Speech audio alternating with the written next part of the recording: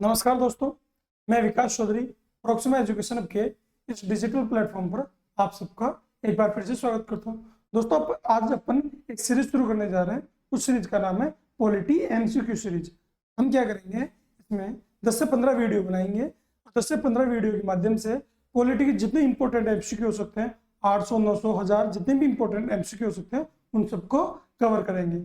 आज अपन 2 पॉइंट लेके चलेंगे। जो पहला पॉइंट है वो है अपना संवैधानिक विकास, कॉन्स्टिट्यूशनल डेवलपमेंट, और दूसरा है संविधान सभा और उसकी निर्माण प्रक्रिया के बारे में। तो आज अपन इन दोनों टॉपिकों के बारे में क्या करेंगे, एमसीक्यू सॉल्व करेंगे। तो आइए चलते हैं। देखो, पहला है अपना, निम्नलिखित में से किस अधिनियम में कलकत्ता में सर्वोच्च न्यायालय की स्थापना का प्रावधान किया गया। यानी जो अपने जो कॉन्स्टिट्यूशनल डेवलपमेंट है, इसके अंतर्गत कौन सा ऐसा एक्ट था जिसके तहत क्या किया गया, कलकत्ता में सर्वोच्च न्यायालय की स्थापना की गई, है ना। तब जो राज्य थे ना, वही अपने आप में एक देश का काम करते थे, एक बॉडी का काम करते थे, है ना। तो किस समय कौन से एक्ट के तहत कलकत्ता में सर्वोच्च न्यायालय की स्थापना की गई, ये क्वेश्चन पूछा गया है। तो कलकत्ता में सर्वोच्च न्यायालय की स्थापना कौन से अधिनियम के तहत की गई, तो वो अधिनियम है रेगुलेटिंग एक्ट 1773। कौन सा एक्ट है दोस्तों, रेगुलेटिंग एक्ट 1773। रेगुलेटिंग एक्ट के तहत क्या किया गया, इसको बोलते हैं नियामक कानून। नियामक कानून या रेगुलेटिंग एक्ट कब आया था, 1773 में, है ना। इस अधिनियम की कुछ विशेषता है। वो कौन सी विशेषता है,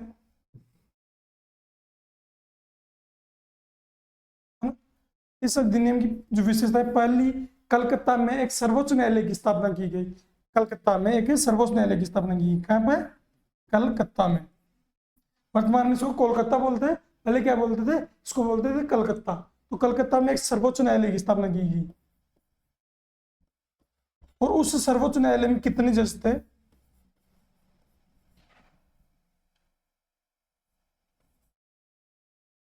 उस सर्वोच्च न्यायालय में जज थे टोटल 4। एक मुख्य न्यायाधीश और 3 अन्य न्यायाधीश। तो उस मुख्य न्यायाधीश का नाम क्या था, तो उस मुख्य न्यायाधीश का नाम था सर एलिजा इम्फे, है ना। जो मुख्य न्यायाधीश था,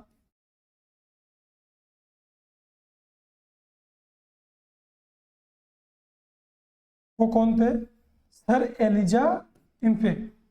सर एलिजा इम्फे, है ना।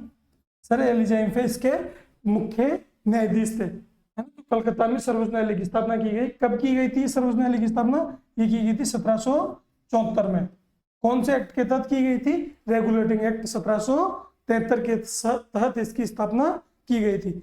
इस एक्ट से संबंधित जो दूसरी बात अपने को याद रखनी है कि इस एक्ट के तहत जो 1764 में बक्सर का युद्ध हुआ, तो जो ब्रिटिश है इनका भारत पे कब्जा होने लगा, तब 1765 में बनाया गया बंगाल का गवर्नर, है ना। तो लॉर्ड क्लाइव को बंगाल का गवर्नर बनाया। लेकिन ये 1773 के रेगुलेटिंग एक्ट के तहत, 1773 के जो रेगुलेटिंग एक्ट है, इसके तहत पहली बार बनाया गया बंगाल के गवर्नर का नाम चेंज करके बंगाल का गवर्नर जनरल कहा जाने लगा। क्या कहा जाने लगा, बंगाल का गवर्नर जनरल, है ना। बंगाल का गवर्नर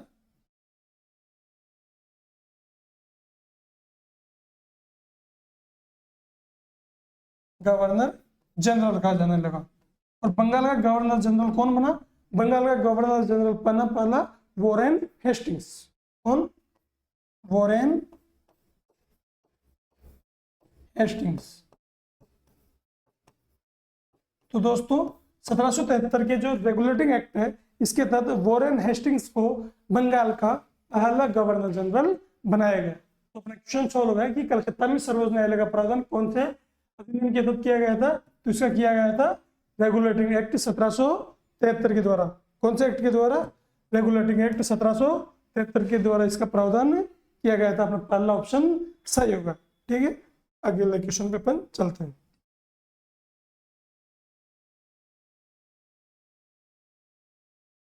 दोस्तों अपना अगला क्वेश्चन है ना, कि नियंत्रण परिषद, अपना अगला क्वेश्चन है, सूची एक दी हुई है और सूची दो दी हुई है, इन सूची को मिलान करना है ना, कि कौन सा पॉइंट कौन से एक्ट से मिलेगा। तो सबसे पहले अपन याद करनी कि ये इसके अंदर दिया हुआ नियंत्रण परिषद की स्थापना, है ना, नियंत्रण परिषद की स्थापना, तो कौन से एक्ट के तहत नियंत्रण परिषद की स्थापना हुई।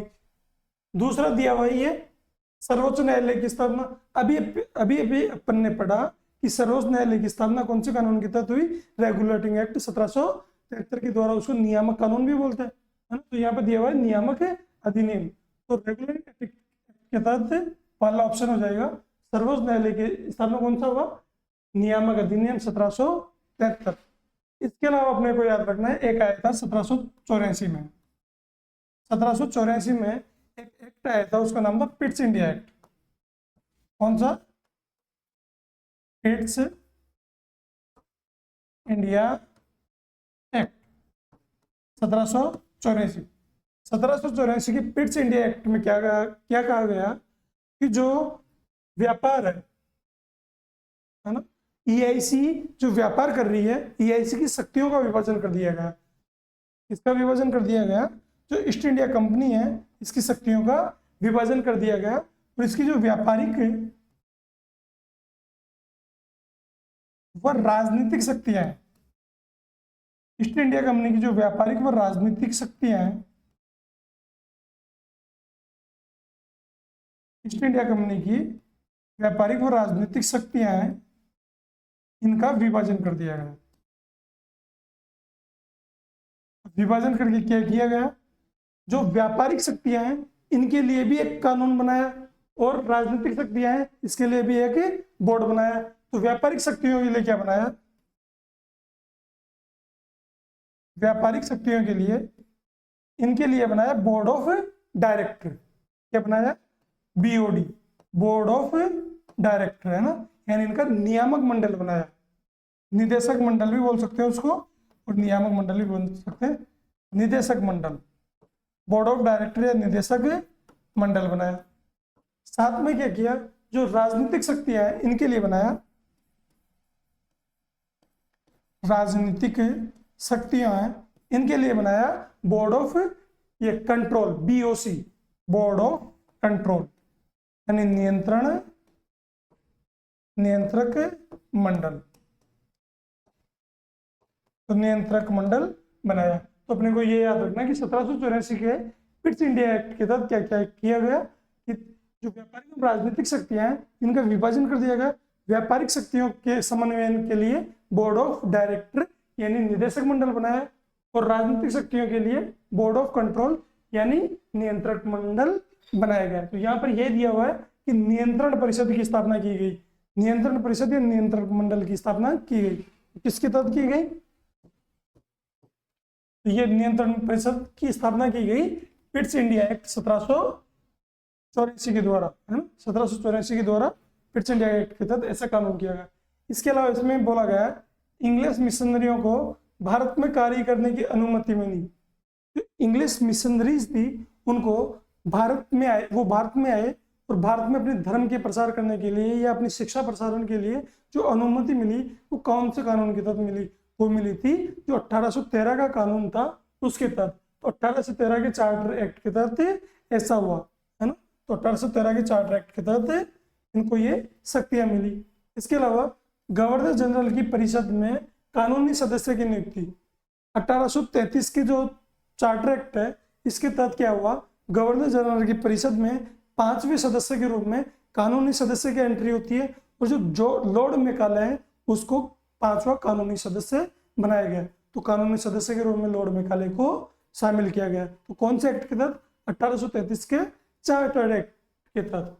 तो गवर्नर जनरल की परिषद में कानूनी सदस्य की नियुक्ति कौन से एक्ट के तहत हुई, चार्टर एक्ट के तहत हुई। तो फर्स्ट में आ जाएगा सेकंड, है ना, नियंत्रण परिषद की स्थापना पिट्स इंडिया एक्ट, सर्वोच्च न्यायालय की स्थापना नियामक अधिनियम 1773, इंग्लिश मिशनरीज का भारत में कार्य करने की अनुमति, ये 1813 का एक्ट। साथ में गवर्नर जनरल की परिषद में कानूनी सदस्य की नियुक्ति, फोर्थ ऑप्शन हो जाएगा चार्टर अधिनियम 1833। तो क्या हो जाएगा, ए में तो आना चाहिए 2, ए में 2 और बी में 1। ऐसा कौन सा ऑप्शन दिख रहा है, ऑप्शन नंबर बी। और सी में 3 और डी में 4। तो अपना आंसर आ जाएगा ऑप्शन नंबर बी, इसका सही आंसर हो जाएगा।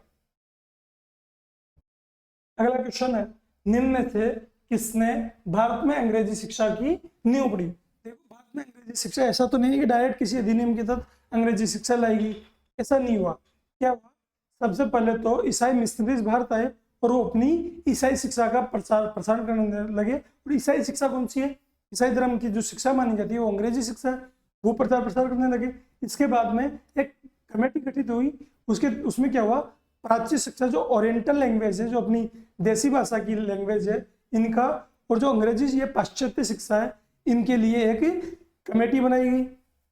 इसके बाद में 1833 में 1833 के एक्ट के तहत लॉर्ड मैकाले के द्वारा एक चार्टर लाया गया है ना, जो भारत में अंग्रेजी शिक्षा से संबंधित चार्टर था। इस प्रकार से धीरे धीरे करते करते भारत में अंग्रेजी शिक्षा का प्रसार किया गया। तो अपन देखते हैं कौन कौन से एक्ट के तहत ऐसा हुआ। इस क्वेश्चन को देखो, ये क्वेश्चन आया हुआ है IAS 2018 के अंदर, है ना। भारत में अंग्रेजी शिक्षा की नींव पड़ी। देखो 1813 का चार्टर एक्ट, 1813 का चार्टर एक्ट की अपन कुछ विशेषता देख लेते हैं, है ना। 1813 का जो चार्टर एक्ट है,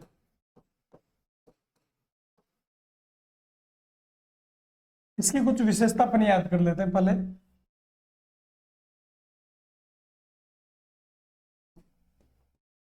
देखो इसकी जो पहली विशेषता है 1813 के चार्टर एक्ट की पहली विशेषता क्या है कि इसी अधिनियम के तहत ईसाई मिशनरीज को भारत में आगमन की अनुमति मिली, है ना। तो ईसाई मिशनरीज है, ईसाई जो मिशनरीज को भारत आगमन की छूट,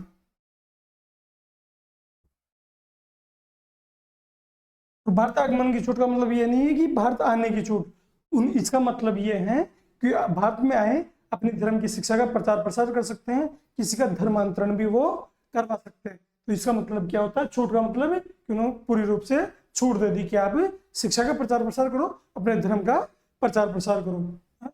इसके अलावा प्रतिवर्ष, है ना, प्रतिवर्ष शिक्षा पर प्रतिवर्ष शिक्षा पर 1 लाख रुपए खर्च करने की अनुमति मिली, है ना। प्रतिवर्ष शिक्षा पर 1 लाख रुपए खर्च करने की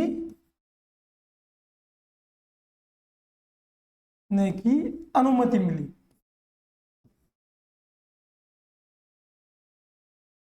है ना। प्रतिवर्ष शिक्षा पर 1 लाख रुपए तक खर्च करने की अनुमति मिली, है ना। इसके अलावा इस कानून की एक और विशेषता है, वो क्या विशेषता है, इस कानून की जो विशेषता है वो है कि इस कानून के तहत 1813 के जो चार्टर एक्ट के तहत ये है, जो ये ईस्ट इंडिया कंपनी का जो व्यापार का आधिपत्य था, है ना, एकाधिकार था कि केवल ईस्ट इंडिया कंपनी ही भारत में व्यापार करेगी या दक्षिण एशिया में व्यापार करेगी, उसको खत्म कर दिया गया। तो क्या पूरी तरह से खत्म कर दिया गया, नहीं, है ना। क्या किया गया, चीन के साथ व्यापार कर सकते थे और केवल चाय का व्यापार कर सकते थे, इसके अलावा सारे व्यापार इसके एकाधिकार खत्म कर दिए गए। तो इस एक्ट के तहत क्या हुआ, व्यापार एकाधिकार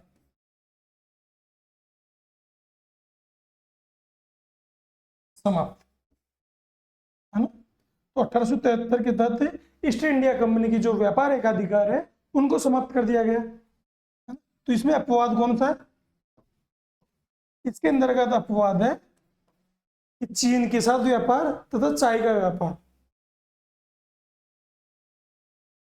चीन के साथ व्यापार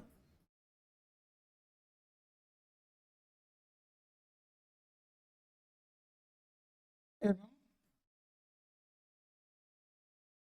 चाय का व्यापार।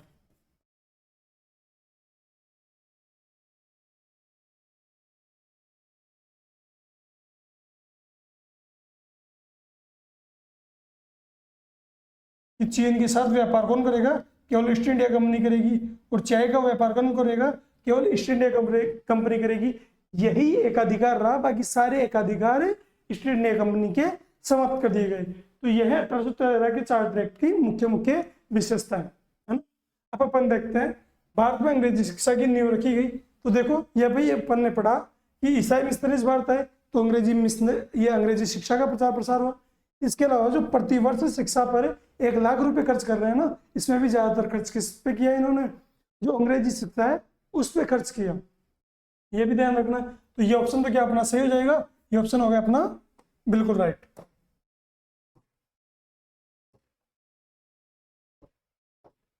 तो ये ऑप्शन तो अपना क्या होगा?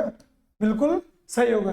ठीक। इसके अलावा general committee of public instruction 1883, general committee of public instruction 1883, ये 1823, ये कमेटी क्या बोलती है?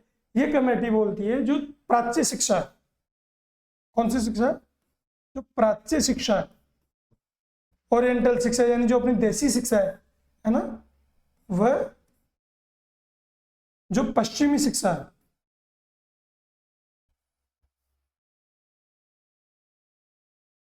प्राच्य शिक्षा और पश्चिमी शिक्षा,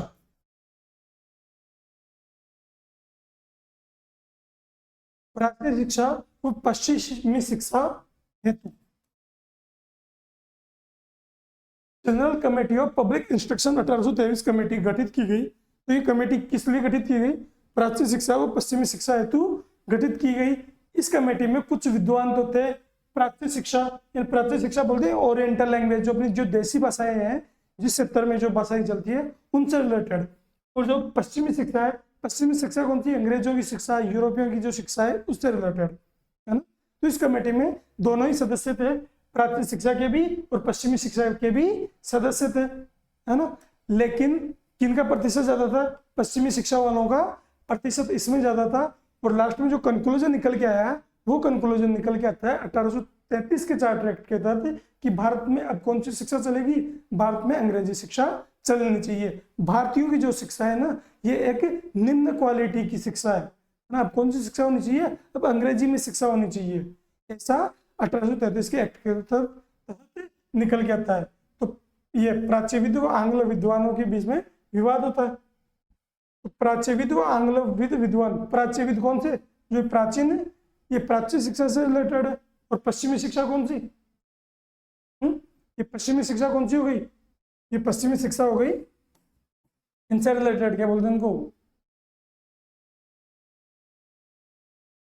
अंग्रेजों से संबंधित शिक्षा को अपन क्या बोलते हैं? पश्चिमी शिक्षा बोलते हैं, है ना। तो इन दोनों के तहत एक तो होगा ऑप्शन नंबर 1 अपना सही कि चार्टर एक्ट के तहत भी ऐसा हो गया। और ये general committee of public instruction भी यही काम कर रही है ना। General committee of public instruction, इसके तहत भी तो क्या हो रहा है? इसके तहत भी तो अंग्रेजी शिक्षा की बात की जा रही है। इसके अलावा जो बात की जा रही है वो है प्राच्यविद व आंग्लविद विवाद। इन तीनों चीजों के तहत क्या अंग्रेजी शिक्षा की बात की जा रही है?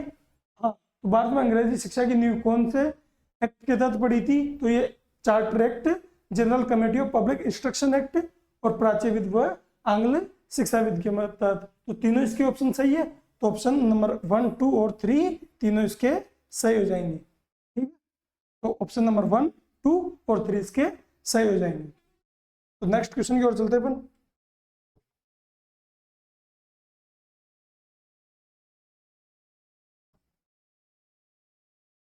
अगला क्वेश्चन है कि चार्टर एक्ट 1813, चार्टर एक्ट 1813 के संबंध में जो महत्वपूर्ण बातें हैं उन कथनों पर विचार कीजिए।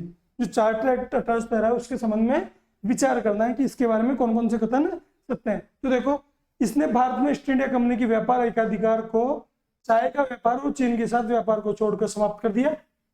अभी अपन ने अपवाद में यही तो लिखा था, अभी अपन ने अपवाद में यही तो लिखा था कि भारत में ईस्ट इंडिया कंपनी का व्यापार एकाधिकार समाप्त हो जाएगा, बस चाय और चीन का व्यापार रह जाएगा, है ना। चीन के साथ व्यापार और चाय का व्यापार, इसके अलावा सारे एकाधिकार समाप्त हो गए, तो ये कथन अपना सत्य है। इसके अलावा इसने कंपनी में अधिकार दिए गए भारतीय राज्य क्षेत्रों पर ब्रिटिश क्राउन की संप्रभुता को सुदृढ़ किया। देखो इस एक्ट के तहत क्या हुआ, जैसे जैसे अपन कानून में एक्ट में आगे बढ़ते जा रहे हैं, ब्रिटिश क्राउन की तहत बढ़ते जा रहे हैं, है ना। पहले तो ईस्ट इंडिया कंपनी पूरी तरह से आई थी, पहले तो ईस्ट इंडिया कंपनी पूरी तरह से आई थी। बाद में ब्रिटिश क्राउन क्या करता है, जो ब्रिटिश की जो महारानी है, रानी एलिजाबेथ, वो धीरे धीरे क्या करती है, अधिकार, ये जो भारत पर एक अधिकार क्षेत्र है, इसको अपने अंडर में लेना शुरू करती है। और ये इनकी जो राजनीतिक स्थिति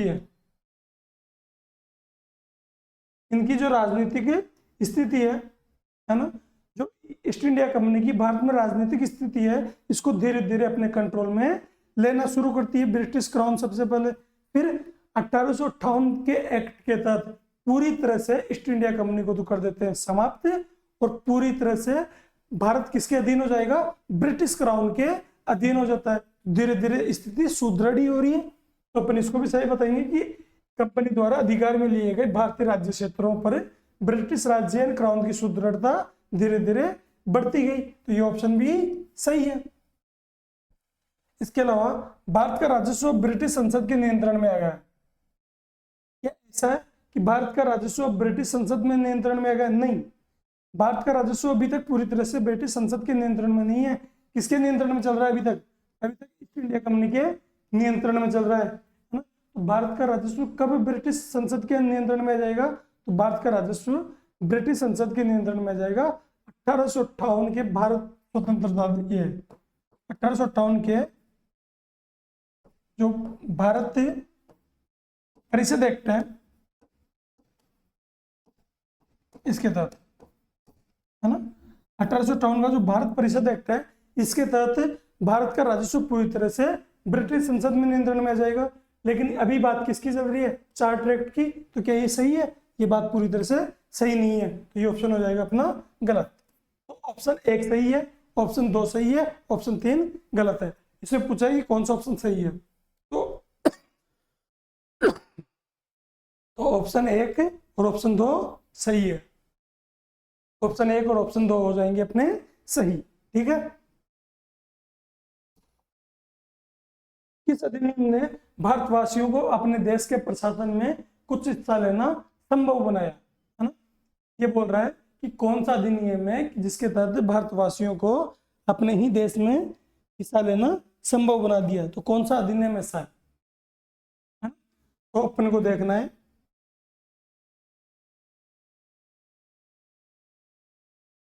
जो चार्टर एक्ट है ना 1833 का, इसके बारे में बात करते हैं अपन।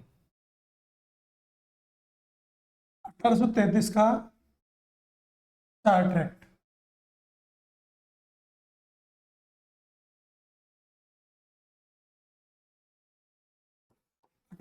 का चार्टर एक्ट की जो धारा है ना, 1833 के चार्टर एक्ट की धारा 87, ये क्या बोलती है? 1833 के चार्टर एक्ट की धारा 87 बोलती है कि ब्रिटिश क्राउन के अंतर्गत जो भी भारत के लोग हैं या फिर जो विदेशी लोग हैं, इनमें से किसी के भी साथ भी धर्म, जाति, मूल स्थान, इनके आधार पर कोई भेदभाव नहीं किया जाएगा। किसमें? सरकारी नौकरी में और सेना में। तो इस चीज के लिए ये उत्तरदायी है। तो यहाँ पर क्या बोला गया कि ब्रिटिश क्राउन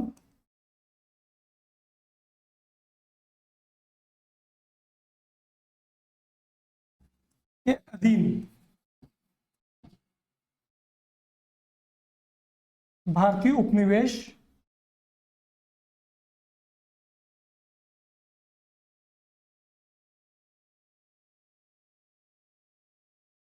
के लोगों के साथ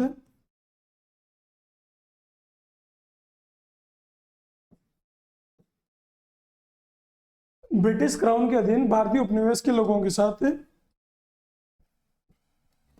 ये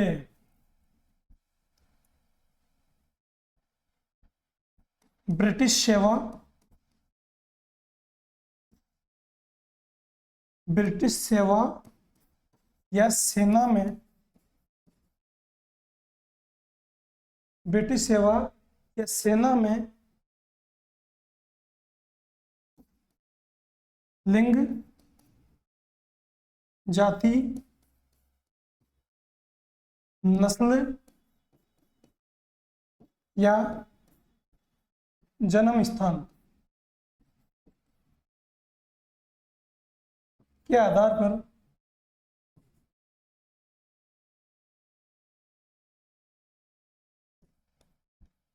भेदभाव नहीं किया जाएगा।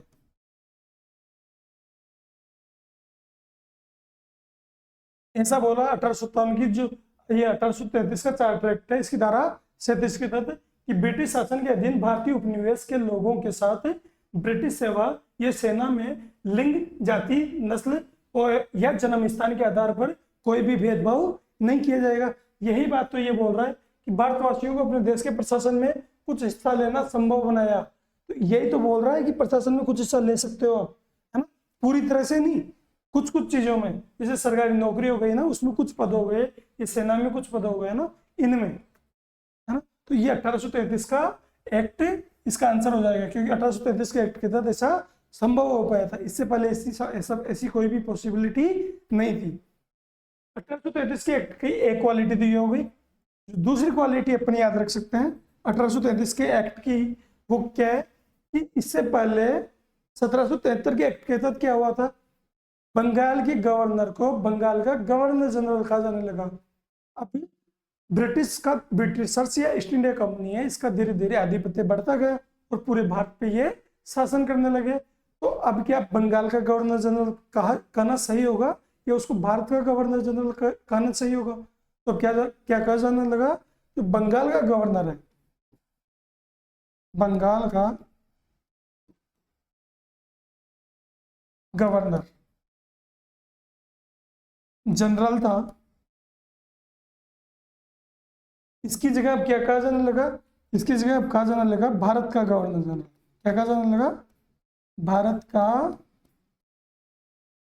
गवर्नर जनरल, है ना। तो बंगाल के गवर्नर जनरल की जगह भारत का गवर्नर जनरल कहा जाने लगा। और भारत का पहला गवर्नर जनरल किसे बनाया गया, तो बनाया गया विलियम बेंटिंक। तो भारत का जो प्रथम गवर्नर जनरल बनाया गया वो किसे बनाया गया, विलियम बेंटिंक। विलियम बेंटिंक को भारत का प्रथम गवर्नर जनरल बनाया गया, है ना। तो भारत का प्रथम गवर्नर जनरल किसे बनाया गया, विलियम बेंटिंक को भारत का पहला गवर्नर जनरल बनाया गया, है ना। इसके अलावा इसकी कुछ विशेषताएं और है। वो कौन कौन सी विशेषताएं हैं, जैसे अगर अपन 1833 के एक्ट की कोई विशेषता देखना चाहें तो दो विशेषता तो हो गई। तीसरी विशेषता 1833 के एक्ट की, जो कंपनी के 1813 के एक्ट के तहत जो ईस्ट इंडिया कंपनी है, इसके व्यापारिक एकाधिकार समाप्त कर दिए गए थे। केवल चीन के साथ व्यापार कर सकता था और चाय का व्यापार कर सकता था। 1833 के एक्ट के तहत इसके सारे व्यापारिक अधिकार समाप्त, है ना।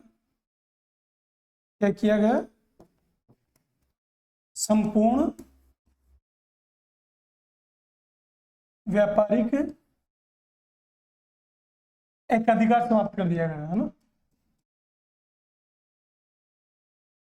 संपूर्ण व्यापारिक एकाधिकार तो क्या कर दिए गए, समाप्त। तो अब कौन से एकाधिकार रहे, एक तो व्यापारिक थे और एक राजनीतिक थे, जिनको अपन ने देखा कि व्यापारिक और राजनीतिक। तो कौन सी रह गई, राजनीतिक, केवल राजनीतिक शक्तियां रह गई, व्यापार तो अभी खत्म हो गया।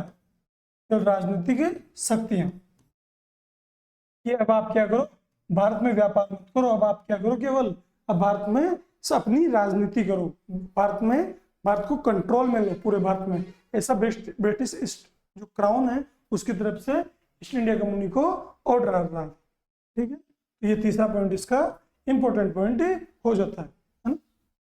और इसके अलावा जो चौथा पॉइंट भी अगर इसमें देखना चाहें अपन, अभी अपन ने देखा था कि जो अंग्रेजी शिक्षा के बारे में, कि अंग्रेजी शिक्षा का प्रचार प्रसार हुआ है ना, तो इस एक्ट के तहत क्या हुआ, इस एक्ट के तहत जो मैकाले का चार्टर आया था, मैकाले के चार्टर था, है ना, तो उसमें जो शिक्षा थी मैकाले के चार्टर में अंग्रेजी शिक्षा का प्रभाव बता रहा था। कौन सा? अंग्रेजी शिक्षा, अंग्रेजी शिक्षा का प्रसार, है ना। 1833 के एक्ट के तहत ही एक चार्टर आया, ये मैकाले का चार्टर, जिसमें अंग्रेजी शिक्षा के प्रसार की बात की गई। इसके अलावा जो पांचवी बात है इसकी, वो है कि कानूनी सदस्य के रूप में जो गवर्नर जनरल की जो कार्यकारिणी परिषद है, इसमें कानूनी सदस्य के रूप में 5वें सदस्य की नियुक्ति की गई। तो गवर्नर जनरल की कार्यकारिणी, गवर्नर जनरल की कार्यकारिणी परिषद में 5वें सदस्य के रूप में कानूनी, या कानून को क्या बोलते हैं, विधि सदस्य की नियुक्ति, है ना। और गवर्नर जनरल की कार्यकारिणी परिषद में जो प्रथम विधि सदस्य बनाया गया, तो प्रथम विधि सदस्य बनाया गया, वो किसे बनाया गया, जो प्रथम विधि सदस्य बनाया गया वो बनाया गया लॉर्ड मैकाले। किसको बनाया गया? लॉर्ड मैकाले को विधि सदस्य बनाया गया। तो ये अपने को 1833 के एक्ट के बारे में याद रखना है ना। तो इसका क्वेश्चन हो गया कि भारतवासियों को अपने देश के प्रशासन में कुछ हिस्सा लेना कौन से एक्ट के तहत संभव हुआ? तो ये 1833 के एक्ट के तहत संभव हुआ। नेक्स्ट क्वेश्चन, किस अधिनियम के अंतर्गत भारतीय विधान परिषद को बजट पर बहस करने की शक्ति दी गई, है ना। इस अधिनियम के तहत भारतीय विधान परिषद को बजट पर बहस करने की शक्ति दी गई। तो कौन से अधिनियम के तहत ये शक्ति दी गई थी? ये शक्ति दी गई थी ये 1892 भारतीय परिषद अधिनियम के तहत। 1892 के भारतीय परिषद एक्ट के तहत जो गवर्नर जनरल की कार्यकारिणी परिषद है, उसको भारतीय विधान परिषद है ना, गवर्नर जनरल की कार्यकारिणी परिषद में, इसको बजट पर बहस करने की शक्ति दी गई, है ना। कौन से एक्ट के तहत ये दी गई? भारतीय परिषद अधिनियम के तहत। लेकिन एक बात इसमें अपवाद के रूप में याद रखना कि इसके तहत मतदान की शक्ति नहीं थी। क्या आप जो बजट है, बजट बहस पर मतदान नहीं कर सकते, तो मतदान की शक्ति नहीं थी,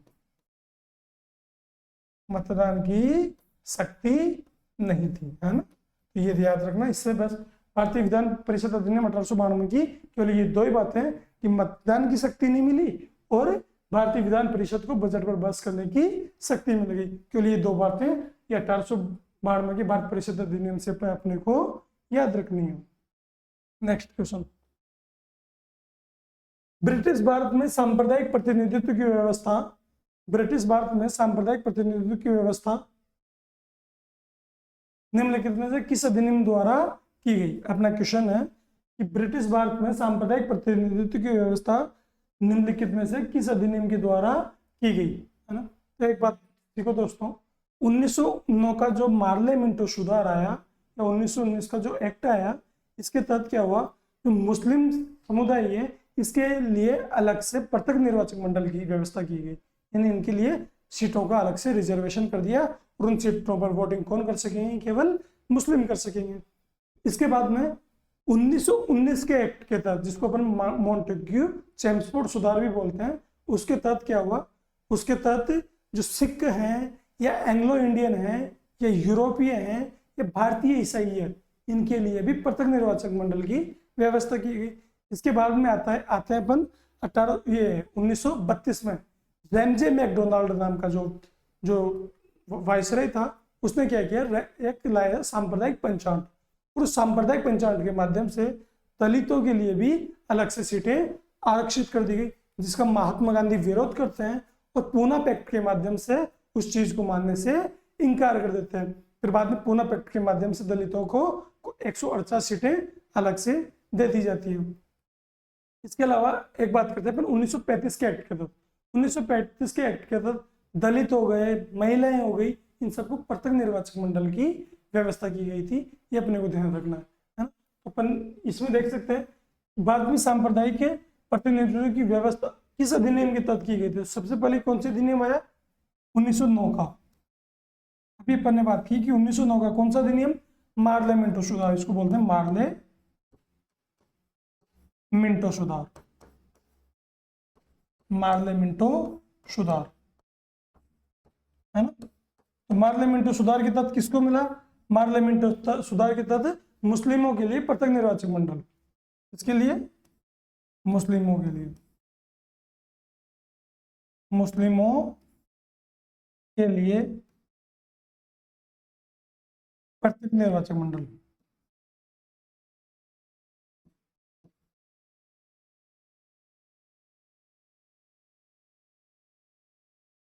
है ना। तो मुस्लिमों के लिए पृथक निर्वाचक मंडल की व्यवस्था कौन से एक्ट के तहत? 1909 के ये मार्ले मिंटो सुधार एक्ट के तहत, है ना, मार्ले मिंटो सुधार एक्ट के तहत। इसके अलावा हमें याद रखना कि जो 1919 का एक्ट है, 1919 के एक्ट को क्या बोलते हैं? मोंटेग्यू चेम्सफोर्ड सुधार,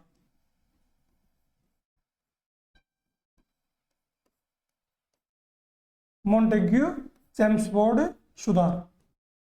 तो मोंटेग्यू चेम्सफोर्ड सुधार के तहत क्या किया गया? मोंटेग्यू चेम्सफोर्ड सुधार के तहत जो सिख का समुदाय है ना, किस किस के लिए? जैसे एक हो गया सिख समुदाय, इसके अलावा जो एंग्लो इंडियन थे, एंग्लो इंडियन हो गए, यूरोपीय थे उनके लिए हो गए, है ना। सिख, एंग्लो इंडियन, यूरोपीय, या जो फिर कौन से रखे हैं? भारतीय ईसाई, भारतीय ईसाई, भारतीय ईसाई। तो इन सब के लिए क्या किया गया? इन सब के लिए भी पृथक निर्वाचक मंडल की व्यवस्था की गई। तो इनके लिए भी पृथक निर्वाचक मंडल, पृथक निर्वाचक मंडल।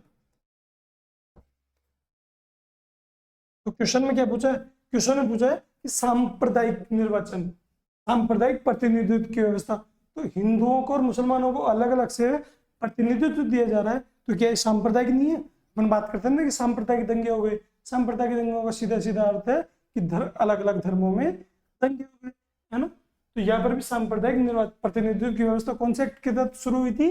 ये हुई थी 1909 के मार्ले मिंटो सुधार के तहत, है ना। 1919 के मार्ले मिंटो सुधार के तहत ये व्यवस्था हुई थी, अपने को ध्यान रखना है। ठीक बात। नेक्स्ट क्वेश्चन, भारत का संघीय न्यायालय निम्न में से किस वर्ष में स्थापित किया गया?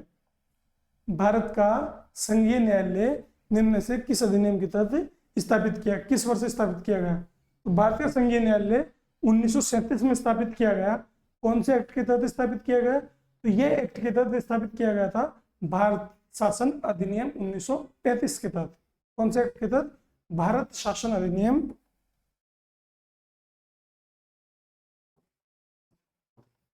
भारत शासन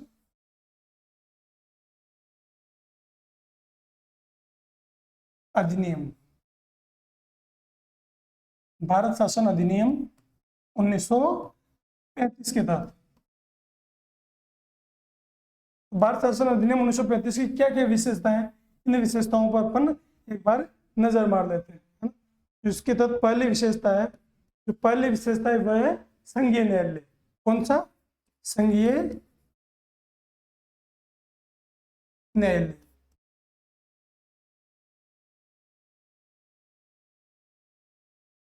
है ना।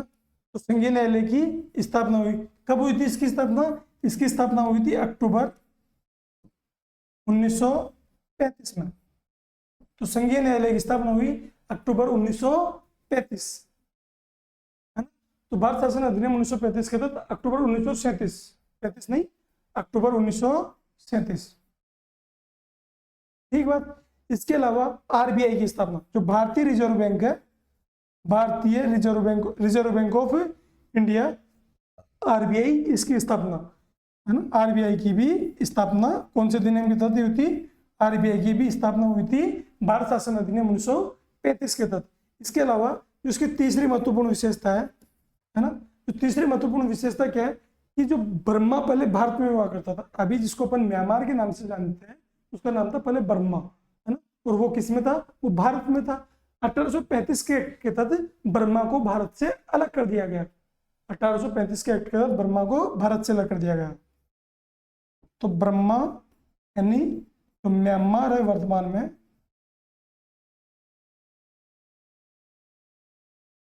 को भारत से अलग, जो ब्रिटिश भारत में आता था ना पहले, इससे अलग कर दिया गया। बर्मा को भारत से यानी ब्रिटिश भारत से अलग कर दिया गया, है ना। तो इसके अलावा जो चौथी चीज क्या हुई, जो 1919 का एक्ट था, उसके तहत प्रांतों में द्वैध शासन था, है ना। प्रांतों में द्वैध शासन था। द्वैध शासन का अर्थ है कि जो सब्जेक्ट होते थे, विषय होते थे कि काम कौन करवाएगा, उनको दो भागों में डिवाइड किया हुआ था, आरक्षित और हस्तांतरित, है ना। और वो काम प्रांतों में था, उसको तो समाप्त कर दिया। और कहां पे लागू कर दिया? केंद्र में लागू कर दिया। यानी प्रांतों से द्वैध शासन को समाप्त और केंद्र में लागू कर दिया। तो प्रांतों से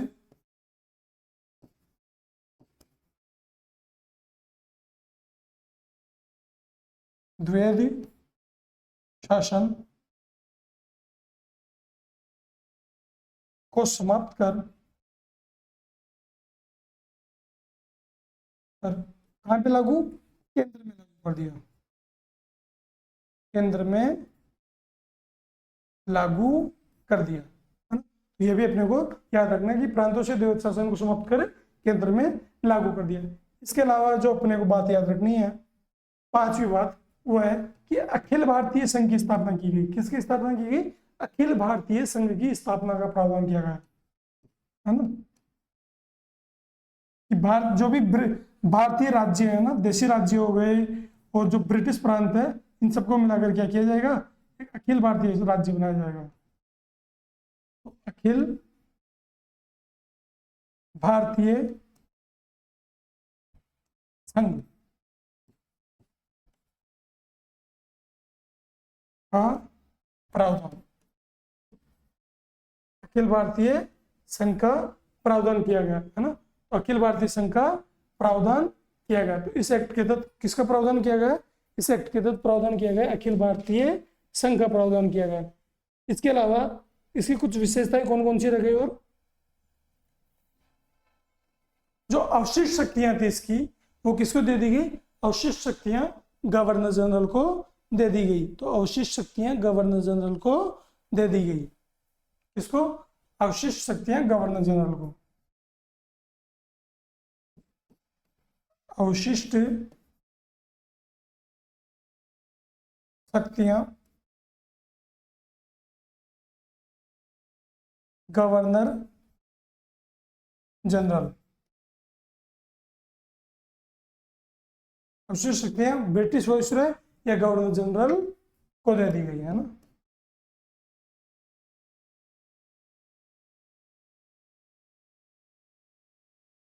ठीक, ये संघीय न्यायालय की स्थापना हुई। तो भारत की संघीय न्यायालय की स्थापना किस वर्ष की हुई थी? तो अक्टूबर 1937 में हुई थी। ये क्वेश्चन था, तो इसका आंसर हो जाएगा 1937। चीफ जस्टिस पूछ ले, है ना, इसका चीफ जस्टिस पूछ ले कि मुख्य न्यायाधीश कौन था। मुख्य न्यायाधीश कि जो पहली बार संघीय न्यायालय बना था, इसका मुख्य न्यायाधीश कौन था? तो कौन था उसका? उसका नाम क्या था? मॉरिस गुएयर। क्या नाम था? मॉरिस गुएयर। मॉरिस गुएयर, है ना।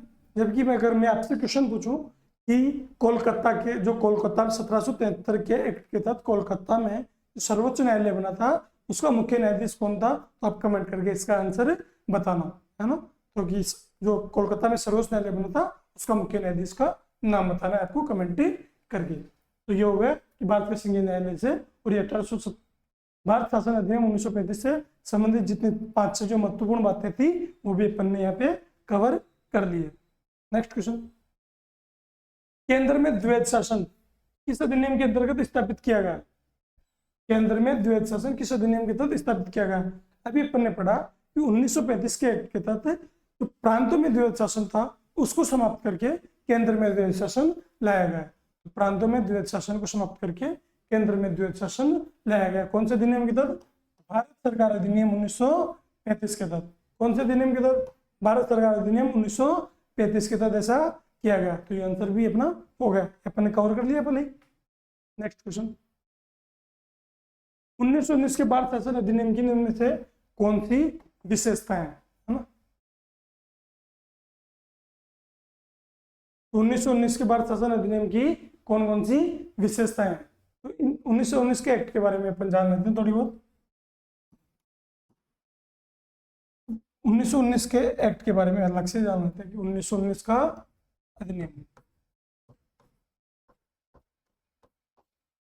1919 के एक्ट को अपन क्या नाम देते हैं, इसको नाम देते हैं मॉन्टेग्यू चेम्सफोर्ड सुधार। क्या नाम देते हैं, मॉन्टेग्यू चेम्सफोर्ड, मॉन्टेग्यू चेम्सफोर्ड सुधार, मॉन्टेग्यू चेम्सफोर्ड सुधार इस अधिनियम को नाम देते हैं।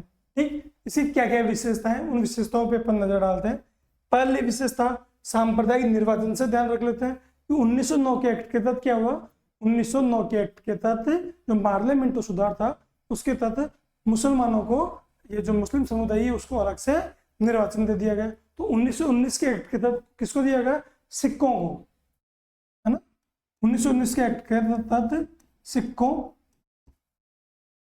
आंग्ल भारतीयों, एंग्लो इंडियन, आंग्ल भारतीयों, एंग्लो इंडियन को ही बोलते हैं आंग्ल भारतीय, यूरोपियों, यूरोपियों एवं इसको ईसाइयों, भारतीय ईसाई, भारतीय ईसाई, भारतीय ईसाइयों को पृथक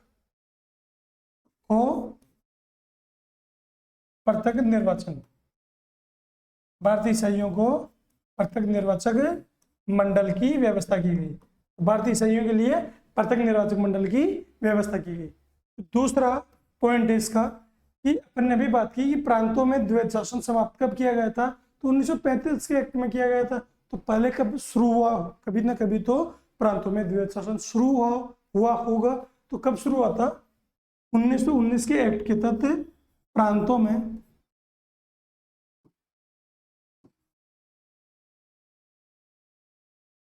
द्वैध शासन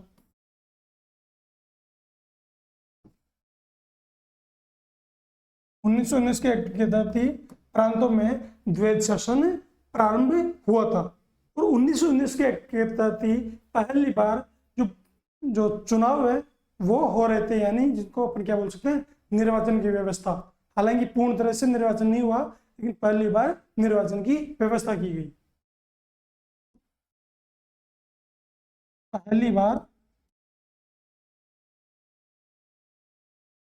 है ना, निर्वाचन की व्यवस्था, या इसको अपन बोलते थे पहली बार चुनाव व्यवस्था,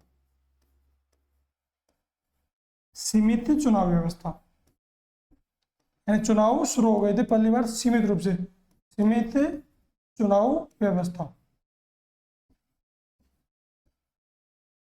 पहली बार सीमित चुनाव व्यवस्था। तो ये हो गया अपना 1919 का एक्ट की जो भी महत्वपूर्ण बातें थी वो, है ना। इसके अलावा क्या किया गया इस एक्ट में,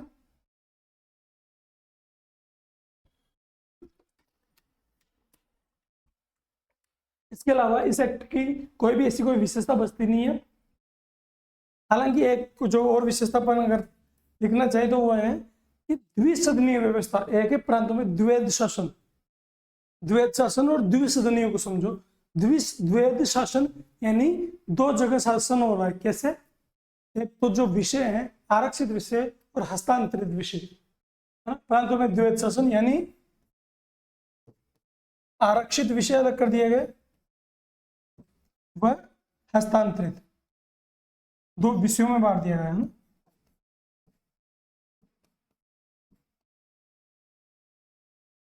आरक्षित विषय अलग कर दिए गए, हस्तांतरित अलग विषय अलग कर दिए गए। जैसे इसको अगर अपन समझना चाहें तो जैसे 5 विषय मान लेते हैं कोई भी, जैसे शिक्षा मान लिया, कृषि मान ली, वित्त मान लिया और पुलिस मान ली, 4 विषय मान लेते हैं।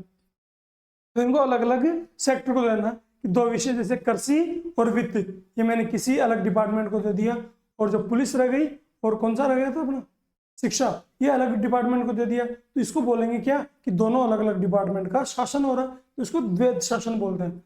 एक होती है द्विसदनीय व्यवस्था। द्विसदनीय यानी 2 सदन होंगे। कौन कौन से? उच्च सदन और निम्न सदन। जैसे अभी भी अपने 2 सदन है कि एक उच्च सदन कौन सा? राज्यसभा। निम्न सदन कौन सा? लोकसभा। वैसे ही केंद्र में द्विसदनीय व्यवस्था शुरू की गई। तो केंद्र में द्विसदनीय, केंद्र में द्विसदनीय व्यवस्था, केंद्र में द्विसदनीय व्यवस्था शुरू की गई। ये भी अपने को ध्यान रखना है। तो ये 1919 के मोंटेग्यू चेम्स्फोर्ड सुधार से रिलेटेड जितने भी इंपॉर्टेंट बातें थी वो हो गई। अब अपन क्वेश्चन को डील करते हैं कि 1919 के भारत शासन अधिनियम है, 1919 का जो भारत शासन अधिनियम है, इसके निर्णय से कौन सी विशेषता कि प्रांतों की कार्यकारिणी परिषद को द्वैध शासन की स्थापना की गई। सही बात है कि ये प्रांतों की कार्यकारिणी सरकार में द्वैध शासन की स्थापना। अभी अपन ने पढ़ा कि प्रांतों में द्वैध शासन लगाएगा, तो ये ऑप्शन अपना सही हो गया। मुस्लिमों के लिए प्रत्यक्ष सांप्रदायिक निर्वाचन मंडलों की स्थापना की गई। क्या ये बात सही है कि 1919 के एक्ट में मुस्लिमों के लिए अलग से सांप्रदायिक मंडल की व्यवस्था की गई थी? नहीं, 1909 के एक्ट के तहत की गई थी मार्लियामेंटो सुधार में। इसमें तो किसके लिए की गई? सिखों के लिए, आंग्ल इंडियन के लिए, या जिनको अपन क्या बोल सकते हैं यूरोपीय, भारतीय, ईसाई, इन सब के लिए शुरू की गई थी। तो ये ऑप्शन हो गया अपना गलत। तीसरा है केंद्र द्वारा प्रांतों को विधायनी शक्ति का हस्तांतरण। ये ऑप्शन सही है कि इसी अधिनियम के तहत केंद्र द्वारा प्रांतों को विधायनी शक्ति का हस्तांतरण दिया गया था कि आप लोग भी क्या करो, आप लोग भी शासन करो अपने। जैसे इसको अपन बोल सकते हैं कि ये नरेंद्र मोदी मुख्यमंत्री को बोले कि आप भी राज्य संभालो, राज्य में आप भी कानून बना सकते हो। ऐसी शक्ति दी गई कौन से अधिनियम के तहत? 1919 के एक्ट के तहत। ये ऑप्शन भी हो जाता है सही, है ना। तो ऑप्शन 1 सही है, ऑप्शन 2 गलत है, ऑप्शन 3 सही है। तो इसमें कौन सा आएगा? केवल ऑप्शन 1 और ऑप्शन 3 सही है ना। केवल ऑप्शन 1 और ऑप्शन 3 सही है। Next question.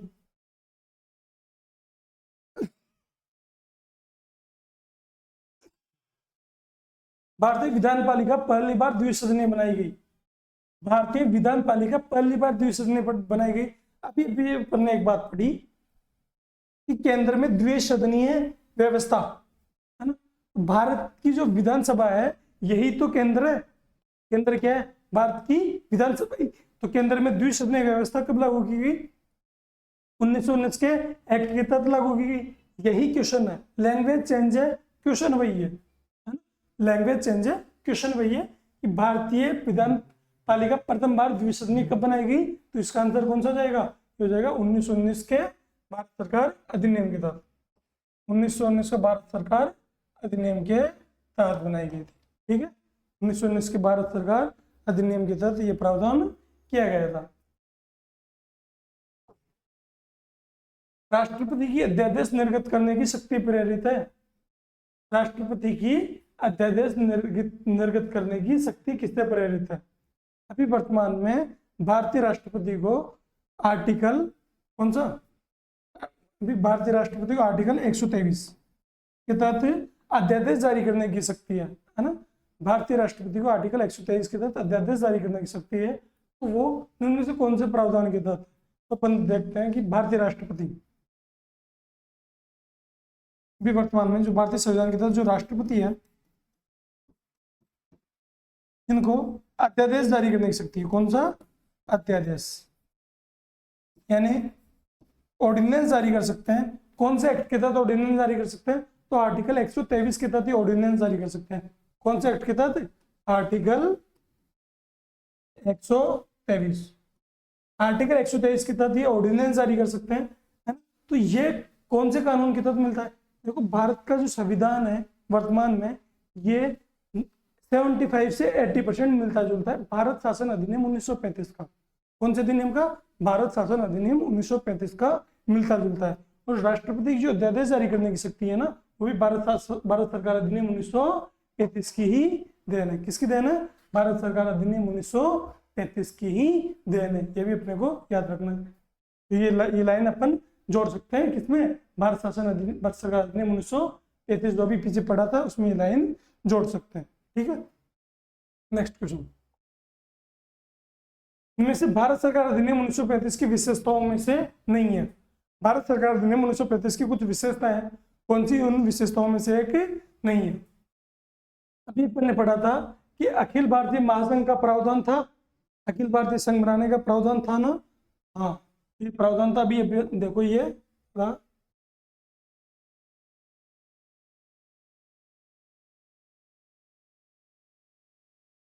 देखो, भारत सरकार अधिनियम 1935, संघीय न्यायालय की स्थापना अक्टूबर 1937, आरबीआई की स्थापना हो गई, ब्रह्मा को भारत से अलग कर दिया गया, प्रांतों से द्वैध शासन को समाप्त करके केंद्र में लागू कर दिया गया, और अखिल भारतीय संघ का प्रावधान हो गया। और अवशिष्ट शक्तियां किसको दे दी? अवशिष्ट शक्तियां गवर्नर जनरल को दे दी। ठीक, तो ये सभी 1935 की विशेषताएं। अब आते हैं अपन अपने क्वेश्चन पे।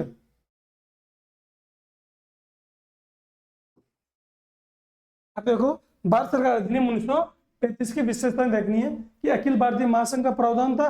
ये बात बिल्कुल सही है कि अखिल भारतीय महासंघ का भी प्रावधान था। अवशिष्ट शक्तियां प्रांतीय विधायिकाओं को दी गई। अभी अपन ने पढ़ा कि अवशिष्ट शक्तियां किसको दी गई? भारतीय जो गवर्नर जनरल था उसको अवशिष्ट शक्तियां दी गई थी, जबकि इसने बोला कि प्रांतीय विधायिकाओं को दी गई। तो क्या ये ऑप्शन सही है? ये ऑप्शन होगा अपना गलत। इसके अलावा ये प्रांतीय स्वायत्तता के सूत्रपात का संकेत था। उसके अंदर अपन ने एक पॉइंट नहीं पढ़ा कि प्रांतीय स्वायत्तता, है ना? प्रांतीय स्वायत्तता की बात किसमें की गई थी? ये की गई थी भारत सरकार अधिनियम 1935 के अंतर्गत, है ना? ये बात ऑप्शन भी सही है कि प्रांतीय स्वायत्तता किसके अंदर, ये बात किसमें की गई? ये बात की गई 1935 के भारत शासन अधिनियम के तहत। इसमें प्रांतीय स्तर पर द्वैध शासन प्रणाली को समाप्त कर दिया गया। अब ये अपन ने इसमें पढ़ा कि प्रांतीय द्वैध शासन प्रणाली को समाप्त करके केंद्र में द्वैध शासन प्रणाली शुरू की गई थी।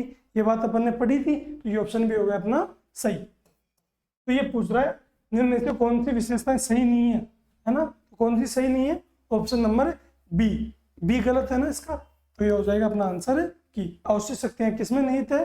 अवशिष्ट शक्तियां गवर्नर जनरल में नहीं थे। किसमें नहीं थे बच्चे? गवर्नर जनरल में।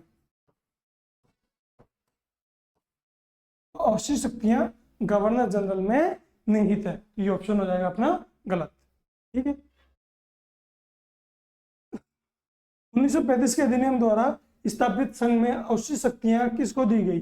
अभी जस्ट पढ़ा, अवशिष्ट शक्तियां किसको दी गई थी? गवर्नर जनरल को। किसको दी गई? गवर्नर जनरल को। तो ये ऑप्शन भी होगा अपना सही। इसके अलावा भारत के लिए संविधान की रचना हेतु संविधान सभा का विचार सबसे पहले किसने प्रस्तुत किया? देखो, अपना जो भारत का ये संविधान है ना, इसकी संविधान सभा का क्वेश्चन है कि संविधान सभा का विचार सबसे पहले किसने दिया था?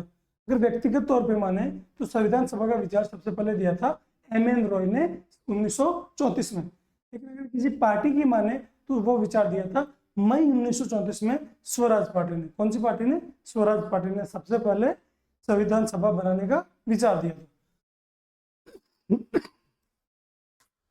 कौन सी पार्टी ने? स्वराज पार्टी ने सबसे पहले संविधान सभा बनाने का विचार दिया था।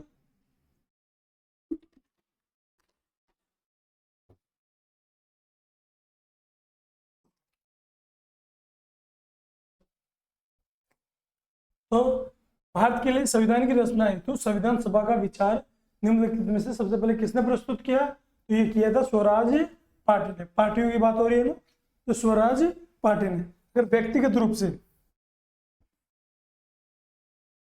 संविधान सभा।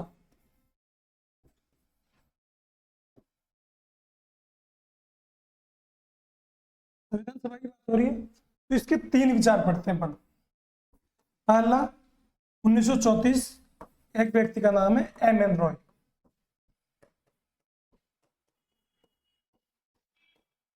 है ना। संविधान सभा का जो सबसे पहले विचार देता है उस व्यक्ति का नाम है एम रॉय। तो 1934 में इन्होंने विचार दिया।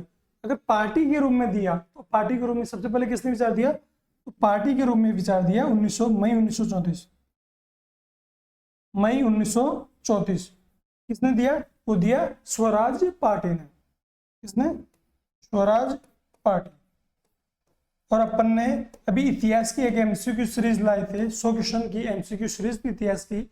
उसके अंदर अपन ने स्वराज पार्टी को डिटेल से डिस्कस किया था कि स्वराज पार्टी की स्थापना किसने की थी, वो की थी सी.आर. दास और मोतीलाल नेहरू ने, है ना। तो मई 1934 में स्वराज पार्टी ने संविधान सभा का विचार दिया था।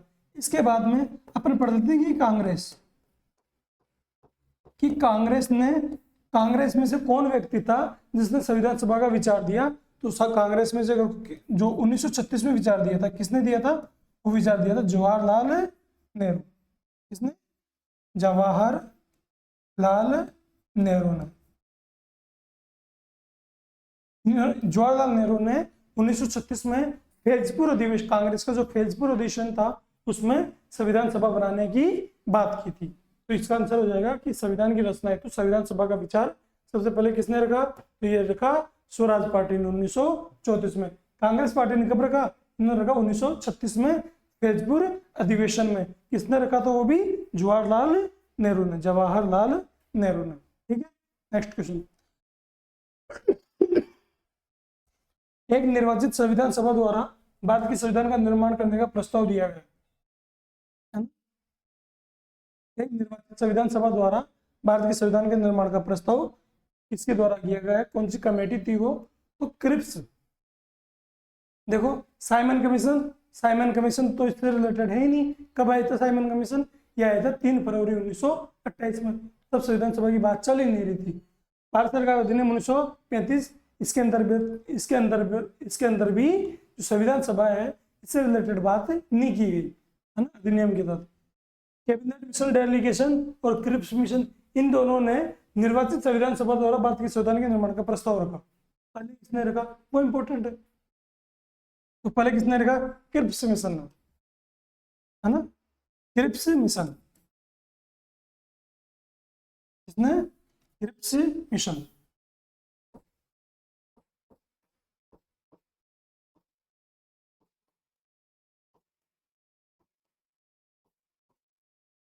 क्रिप्स मिशन कब भारत आया, ये भारत आया था 1942। क्रिप्स मिशन भारत आया था 1942। और इसने एक बात की कि स्वतंत्र ये है अभी क्या, जब 1942 में क्रिप्स मिशन भारत आया तब चल रहा था सेकेंड वर्ल्ड वॉर, द्वितीय विश्व युद्ध। तो ये बोलता है कि द्वितीय विश्व युद्ध के बाद में भारत में निर्वाचित संविधान सभा की व्यवस्था की जाएगी, है ना। तो सेकेंड वर्ल्ड वॉर, सेकेंड विश्व युद्ध, सेकेंड विश्व युद्ध के बाद, है ना, सेकेंड विश्व युद्ध के बाद निर्वाचित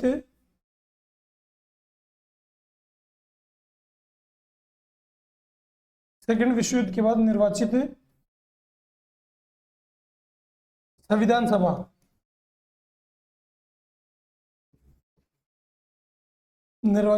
सभा द्वारा संविधान का निर्माण किया जाएगा। संविधान का निर्माण किया गया है ना, ऐसा बोलता है क्रिप्स मिशन।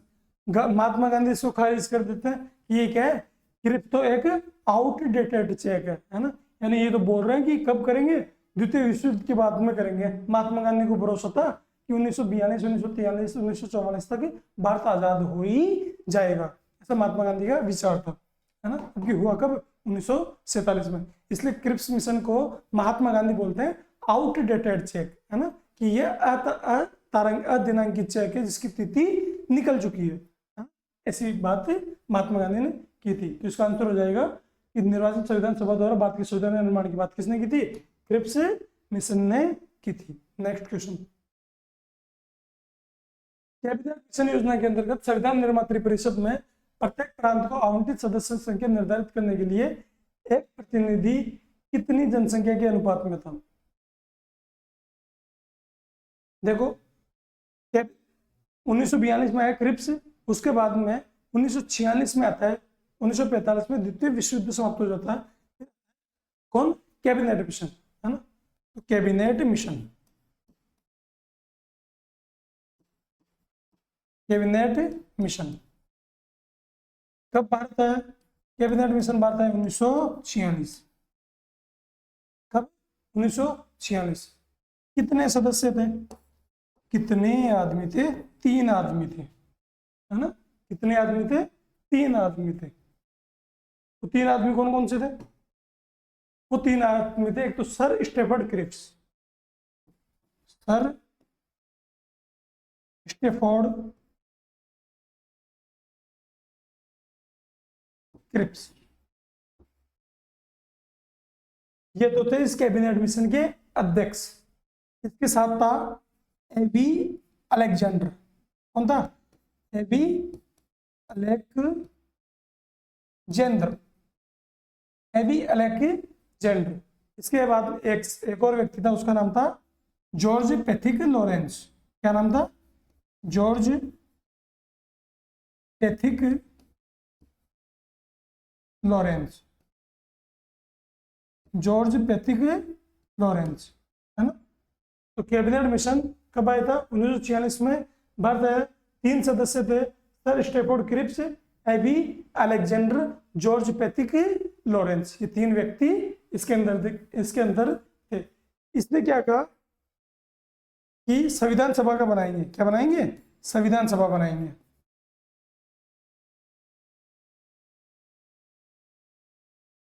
लेकिन संविधान सभा के निर्वाचन, क्रिप्स तो बोलता है कि निर्वाचित करेंगे, लेकिन क्या निर्वाचन करना पॉसिबल है? नहीं, निर्वाचन करना पॉसिबल नहीं है ना? ऐसा नहीं है कि भारत में चुनाव करवा सकते हैं, चुनाव करवाना पॉसिबल नहीं है। तो क्या करें कि जो प्रत्येक 10 लाख की जनसंख्या है वहां पर क्या कर लें, वहां से एक सदस्य चुन लें। वहां की जो विधानसभा है, जो वहां पर जो कार्यपालिका काम कर रही है, उनसे प्रत्येक 10 लाख की जनसंख्या पे एक व्यक्ति का चुनाव कर लें, उस व्यक्ति को बैठा दे संविधान सभा में और इससे संविधान निर्माण कर लें, है ना?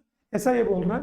तो संविधान सभा का निर्माण करेंगे, लेकिन क्या प्रत्यक्ष रूप से कर रहे हैं? नहीं, अप्रत्यक्ष रूप से, अप्रत्यक्ष निर्वाचन द्वारा, अप्रत्यक्ष निर्वाचन द्वारा। अप्रत्यक्ष निर्वाचन द्वारा कैसे? प्रत्येक 10 लाख का,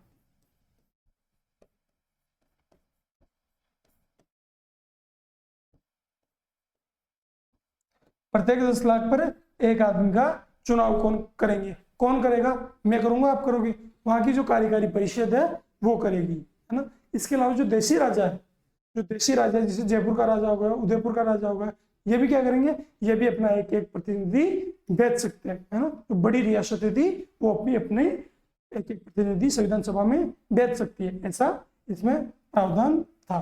तो संविधान सभा अप्रत्यक्ष निर्वाचन द्वारा बनेगी और प्रत्येक 10 लाख की जनसंख्या पर एक आदमी होगा, है ना? तो संविधान निर्मात्री परिषद में प्रत्येक प्रांत को आवंटित सदस्य संख्या निर्धारित करने के लिए एक प्रतिनिधि कितनी जनसंख्या पर होना चाहिए?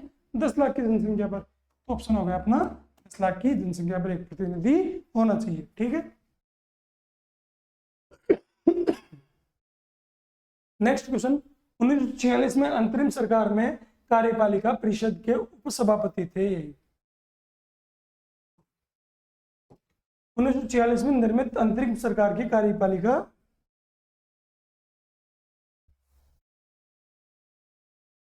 1946 में निर्मित अंतरिम सरकार में कार्यपालिका परिषद के उपसभापति कौन थे? दोस्तों 12 अगस्त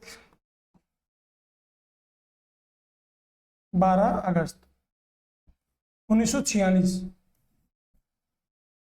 गवर्नर जनरल लॉर्ड वेबल इनवाइट करते हैं किसको? जवाहरलाल नेहरू को, कि आओ और अंतरिम सरकार का गठन करो। जवाहरलाल नेहरू कब आते हैं? 24 अगस्त को।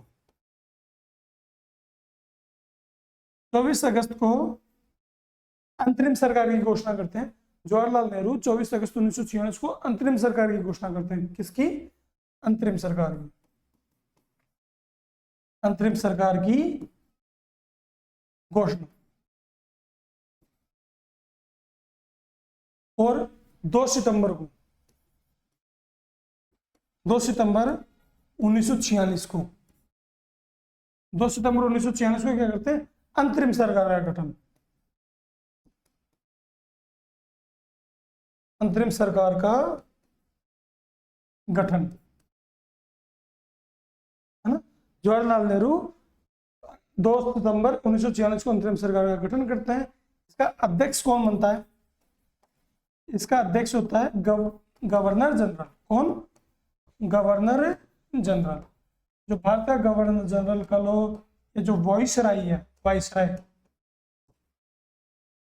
वो तो क्या होता है? इसका अध्यक्ष। और इसका उपाध्यक्ष या उपसभापति कौन होता है ना? इसका उपाध्यक्ष कौन होता है?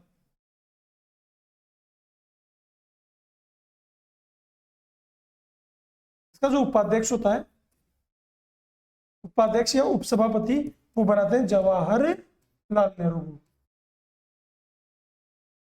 जवाहरलाल नेहरू को इसका उपाध्यक्ष या उपसभापति बनाते हैं। और जैसे बाबू जगजीवन राम हो गए, उनको श्रम मंत्री बनाते हैं। खाद्य एवं कृषि मंत्री बनाते हैं डॉक्टर राजेंद्र प्रसाद को। ऐसे पूरी अंतरिम सरकार का गठन करते हैं, है ना। तो ये हो गया अपना कि उपाध्यक्ष किसे बनाते हैं? जवाहरलाल नेहरू को उपाध्यक्ष बनाते हैं। अंतरिम सरकार का गठन कब किया गया? 2 सितंबर 1946 को किया गया। ये दोनों बातें इंपॉर्टेंट है। ये 2 डेट इंपॉर्टेंट नहीं है। 24 अगस्त और 12 अगस्त की इतनी इंपॉर्टेंट नहीं है, लेकिन ये 2 सितंबर 1946 बहुत इंपॉर्टेंट डेट है। बहुत बार एग्जाम में क्वेश्चन पूछा जाता है कि भारत में अंतरिम सरकार का गठन कब हुआ? तो 2 सितंबर 1946 को अंतरिम सरकार का गठन होता है। और उपसभापति कौन बनते हैं? तो उपसभापति बनते हैं जो ये जवाहरलाल नेहरू। जवाहरलाल नेहरू उपसभापति बनते हैं। निम्नलिखित में से कौन से कथन संविधान सभा के विषय में सत्य है? देखो, अभी अपन ने बात की, है ना, कि कैबिनेट मिशन के तहत अप्रत्यक्ष रूप से संविधान सभा का निर्माण होगा, है ना, अप्रत्यक्ष निर्वाचन पे। अप्रत्यक्ष निर्वाचन का मतलब क्या होगा? वोटिंग डलेगी क्या? नहीं। क्या करेंगे? प्रत्येक 10 लाख की जनसंख्या पर एक व्यक्ति का चुनाव करेंगे। तो क्या उनके लिए वोटिंग होगी?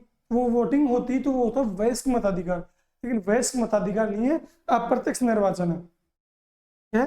वयस्क मताधिकार नहीं होके चुनाव हो रहा था, केवल ना मनोनीत हो रहे थे, वास्तव में वो वयस्क मताधिकार है ही नहीं। तो इसमें पूछा गया इस संविधान सभा के विषय में कि वयस्क मताधिकार पर आधारित थी क्या? तो गलत हो गया ना, कि वयस्क मताधिकार पर आधारित नहीं होगी। क्या प्रत्यक्ष निर्वाचन पर आधारित थी? नहीं, अप्रत्यक्ष निर्वाचन पर आधारित थी। ये ऑप्शन भी हो गया गलत। बहुदलीय निकाय था, एक दल था क्या? कांग्रेस ने मिलकर बनाया था क्या संविधान सभा? नहीं, कांग्रेस के अलावा जैसे कम्युनिस्ट पार्टी हो गई, ऐसी बहुत सारी पार्टियां थी, जैसे राम राज्य परिषद हो गई, सब पार्टियों से एक एक दो दो सदस्य थे। अकाली दल हो गए, इन सबसे सदस्य थे। तो बहुदलीय निकाय था और बहुत सारी समितियों ने मिलकर काम किया, जैसे प्रारूप समिति हो गई, संघ संविधान समिति हो गई, इन सब ने मिलकर काम किया, तब काम पूरा हुआ, है ना। तो अनेक समितियों के माध्यम से काम किया गया। तो बहुदलीय निकाय था, अनेक समितियों द्वारा काम किया गया था। तो ऑप्शन 1 और 2 गलत हो गया, ऑप्शन 3 और 4 सही हो गए। तो कौन सा सही है? सही पूछा है ना, कौन उत्तर? सही उत्तर का चयन कीजिए। तो ऑप्शन 3 और 4 इसका सही उत्तर हो गए। ठीक, यही वापिस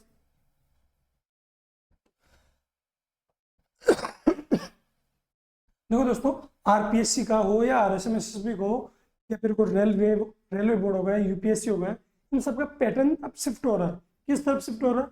ये सब इस कथन और निष्कर्ष, इन पे ज्यादा क्वेश्चन पूछ रहे हैं। कथन निष्कर्ष हो गया, या फिर ये ज्यादा होगा कि सही गलत 4 ऑप्शन दे देंगे, इसमें सही गलत पूछ लेंगे। डायरेक्ट 1 लाइनर क्वेश्चन नहीं आ रहे, मतलब अपने को सारे स्टेटमेंट याद रखने पड़ते हैं, है ना। वैसा ही ये क्वेश्चन है, अपने को क्वेश्चन सोल्व करने का पैटर्न भी चेंज करना पड़ेगा। इस संविधान सभा के बारे में गलत कथन कौन सा है? बड़ी संख्या में समितियों की मदद से काम किया, उनमें प्रारूप समिति महत्वपूर्ण समिति है। सही बात है ना। कि प्रारूप समिति सबसे महत्वपूर्ण समिति थी। बहुत सारी समितियों ने काम किया, संघ संविधान समिति, संघ शक्ति समिति, झंडा समिति, इन सब समितियों ने काम किया। इसमें प्रारूप समिति सबसे महत्वपूर्ण समिति थी ना। तो ये हो गई। और प्रारूप समिति कब बनी थी? 29 अगस्त 1947 को। 29 अगस्त 1947 को प्रारूप समिति का गठन होता है। और किसको? ये डॉक्टर अंबेडकर को, डॉक्टर भीमराव अंबेडकर को उसका अध्यक्ष बनाया जाता है। 7 सदस्यीय समिति थी। अल्पसंख्यक समुदाय जैसे ईसाई, एंग्लो इंडियन, पारसियों सभी को पर्याप्त प्रतिनिधित्व दिया गया था।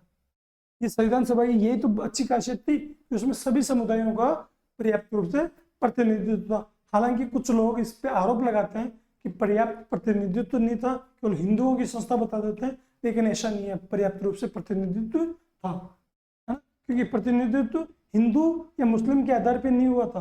प्रतिनिधित्व किस आधार पर दिया गया था?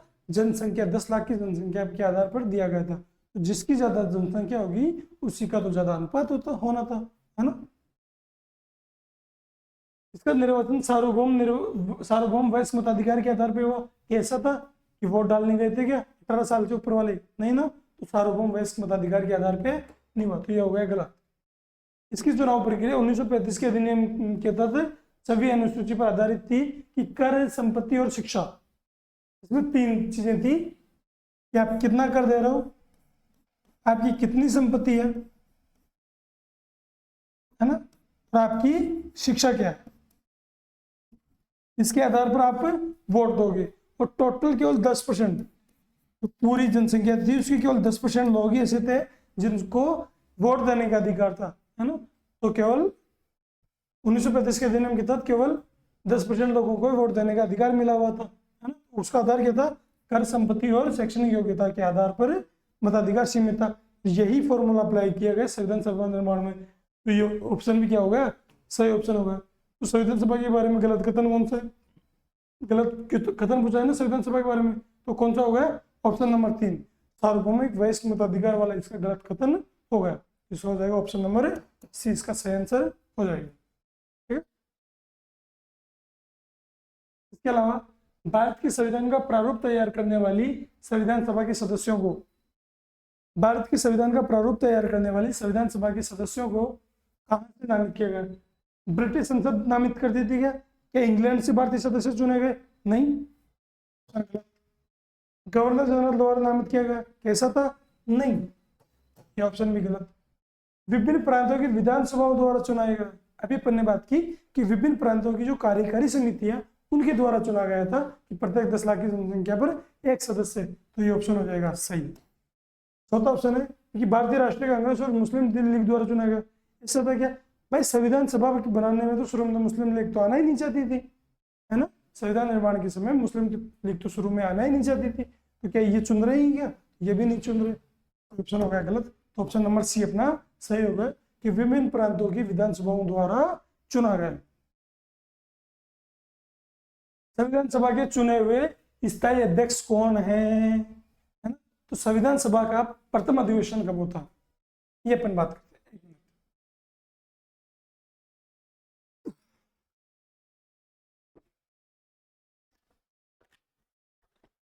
संविधान सभा का प्रथम अधिवेशन कब होता है?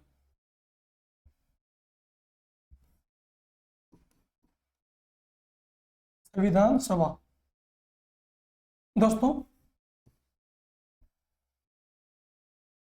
संविधान सभा की टोटल कितने अधिवेशन हुए? टोटल 11 अधिवेशन हुए।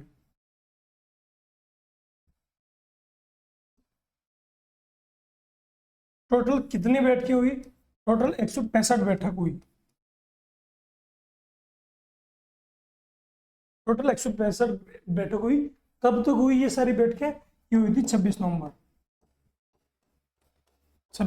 1949 तक ये सारी बैठकें हो गई। कुछ किताबों में क्या लिखा होगा? ये लिखा होगा 12 अधिवेशन और 166 बैठक। कितने? 12 अधिवेशन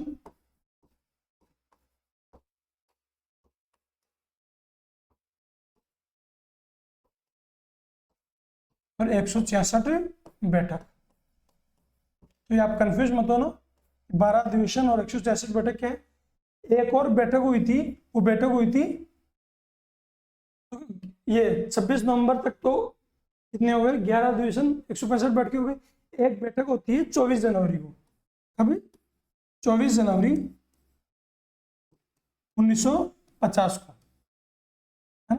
इस दिन भारत का राष्ट्रपति बनता है। भारत के जो ये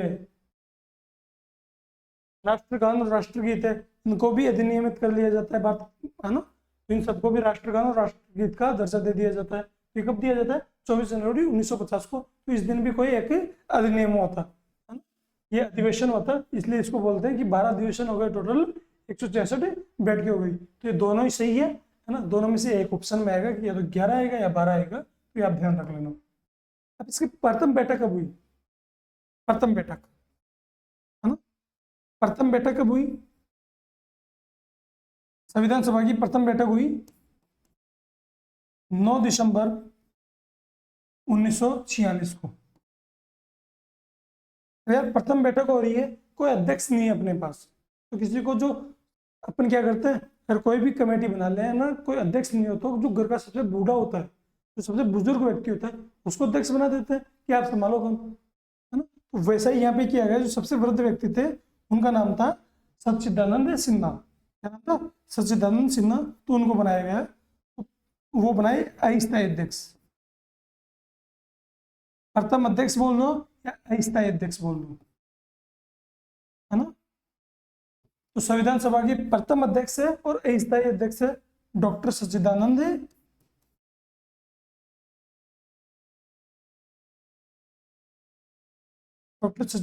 सिन्हा। डॉक्टर सच्चिदानंद सिन्हा। दूसरा अधिवेशन कब होता है, दूसरा अधिवेशन होता है सेकंड अधिवेशन, सेकंड बैठक। दूसरा अधिवेशन नहीं, सेकंड बैठक कब होती है, ये होती है 11 दिसंबर 1946। अब 2 दिन का गैप मिल गया था, तो अब तो हमें क्या करना है कि स्थायी अध्यक्ष बनाना है। अब स्थायी अध्यक्ष किसे बनाएंगे, जो लंबे समय तक काम कर सके, तो वो होते डॉक्टर राजेंद्र प्रसाद। तो इसमें स्थायी अध्यक्ष बने, है ना, स्थायी अध्यक्ष। तो स्थायी अध्यक्ष किसे बनाएगा, डॉक्टर राजेंद्र प्रसाद।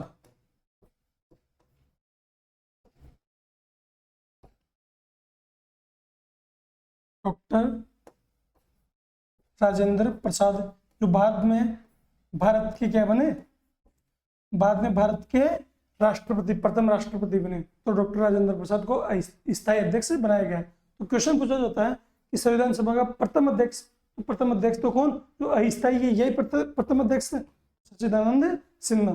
और ये पूछ ले प्रथम स्थायी अध्यक्ष तो राजेंद्र प्रसाद, प्रथम अस्थायी अध्यक्ष तो सच्चिदानंद सिन्हा। तो इस संविधान सभा का तो पूछा है कौन सा, स्थायी अध्यक्ष पूछा है। तो स्थायी अध्यक्ष कौन है, डॉक्टर सच्चिदानंद सिन्हा, है।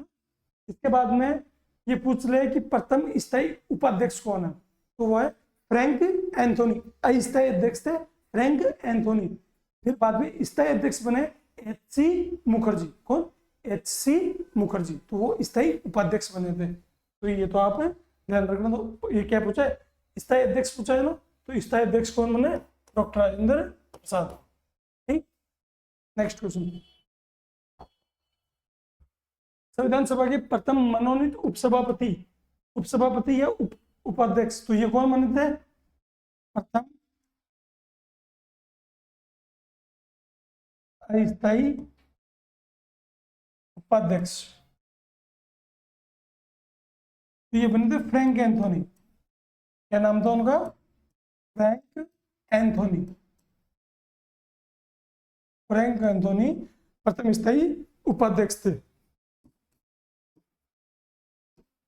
प्रथम स्थायी अध्यक्ष, प्रथम स्थायी उपाध्यक्ष। प्रथम स्थायी उपाध्यक्ष पूछ ले तो वो थे एच.सी. मुखर्जी। कौन थे, एच.सी. मुखर्जी प्रथम स्थायी उपाध्यक्ष थे, है ना। ये भी आप याद रखना। तो ये क्या पूछा है, संविधान सभा के प्रथम मनोनीत उपाध्यक्ष पूछा है, उपसभापति। तो उपसभापति कौन थे, फ्रैंक एंथोनी। फ्रैंक एंथोनी प्रथम उपसभापति थे, है ना। कौन से, प्रथम मनोनीत पूछ लिया ना, मनोनीत मतलब ये अस्थायी थे, अस्थायी और प्रथम यही थे। फिर स्थायी पूछ ले तो एच.सी. मुखर्जी स्थायी थे। संविधान सभा की प्रथम बैठक कब हुई, अभी अपन ने पढ़ लिया कि संविधान सभा की प्रथम बैठक कब हुई थी? 9 दिसंबर 1946 को। कब हुई थी? 9 दिसंबर 1946 को प्रथम बैठक हुई और डॉक्टर सच्चिदानंद सिन्हा को इसका अध्यक्ष बनाया गया और फ्रैंक एंथोनी को उपाध्यक्ष बनाया गया। इसका आंसर ये हो जाएगा। नेक्स्ट क्वेश्चन, संविधान सभा के सम्मुख संविधान की प्रस्तावना का प्रस्ताव किसने प्रस्तुत किया? है ना, तो संविधान की जो प्रस्तावना है वर्तमान में, तो इसका जो प्रारूप था उसको बोलते थे अपन उद्देश्य प्रस्ताव। क्या बोलते हैं? उद्देश्य प्रस्ताव। वो किसने पेश किया था? वो पेश किया था 13 दिसंबर 1946 को जवाहरलाल नेहरू ने उद्देश्य प्रस्ताव पेश किया। 13 दिसंबर 1946 किसने? जवाहर लाल नेहरू ने क्या पेश किया? उद्देश्य प्रस्ताव। उद्देश्य प्रस्ताव, है ना। जवाहरलाल नेहरू ने उद्देश्य प्रस्ताव पेश किया और यही उद्देश्य प्रस्ताव बाद में चल के क्या बना? अपनी जो वर्तमान में जो प्रस्तावना है इसका आधार बना। प्रस्तावना का आधार बना। कुछ लोग मान लेते हैं कि उद्देश्य प्रस्ताव और प्रस्तावना दोनों एक ही चीज है, दोनों एक नहीं थी। उद्देश्य प्रस्ताव में बहुत सारे बिंदु थे, उनमें कुछ काट छाट करके क्या बनाए? प्रस्तावना बनाई गई। कुछ चीजें प्रस्तावना में जोड़ी गई, कुछ चीजें हटाई गई, है ना। तो बाद में प्रस्तावना का आधार कौन बनता है? उद्देश्य प्रस्ताव बनता है। 16 दिसंबर 1946 को जवाहरलाल नेहरू प्रस्तावना पेश करते हैं। तो उसका आंसर क्या होगा? जवाहरलाल नेहरू। इसका सही आंसर हो जाएगा। कौन हो जाएगा? जवाहरलाल नेहरू। भारतीय संविधान को बनाने हेतु भारतीय संविधान सभा के कुल कितने अधिवेशन हुए थे?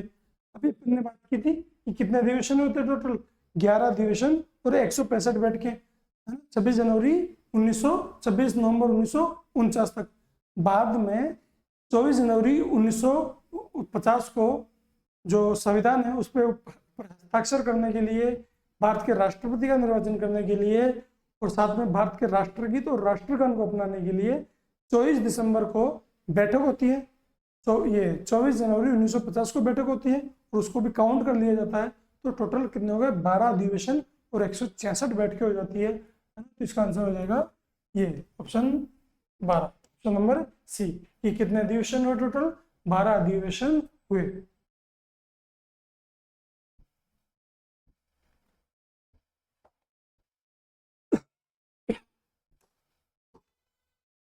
संविधान सभा के पहले उपाध्यक्ष अभी अपन ने पढ़ा, इसमें फ्रैंक एंथोनी है क्या? नहीं है। कौन है? एच मुखर्जी। तो पहला उपाध्यक्ष एच मुखर्जी आ गए। ठीक। इसके अलावा प्रारूप समिति के मूलतः एकमात्र कांग्रेसी सदस्य, प्रारूप समिति में मूल रूप से एकमात्र कांग्रेसी सदस्य थे के एम मुंशी। कौन? के एम मुंशी। जब अपन पॉलिटी पढ़ेंगे तब अच्छे से एक एक सदस्य का नाम अच्छे से पढ़ेंगे, एक एक प्रारूप समिति का एक एक पॉइंट पढ़ेंगे, है ना। तो प्रारूप समिति एकमात्र कांग्रेस सदस्य थे के एम मुंशी।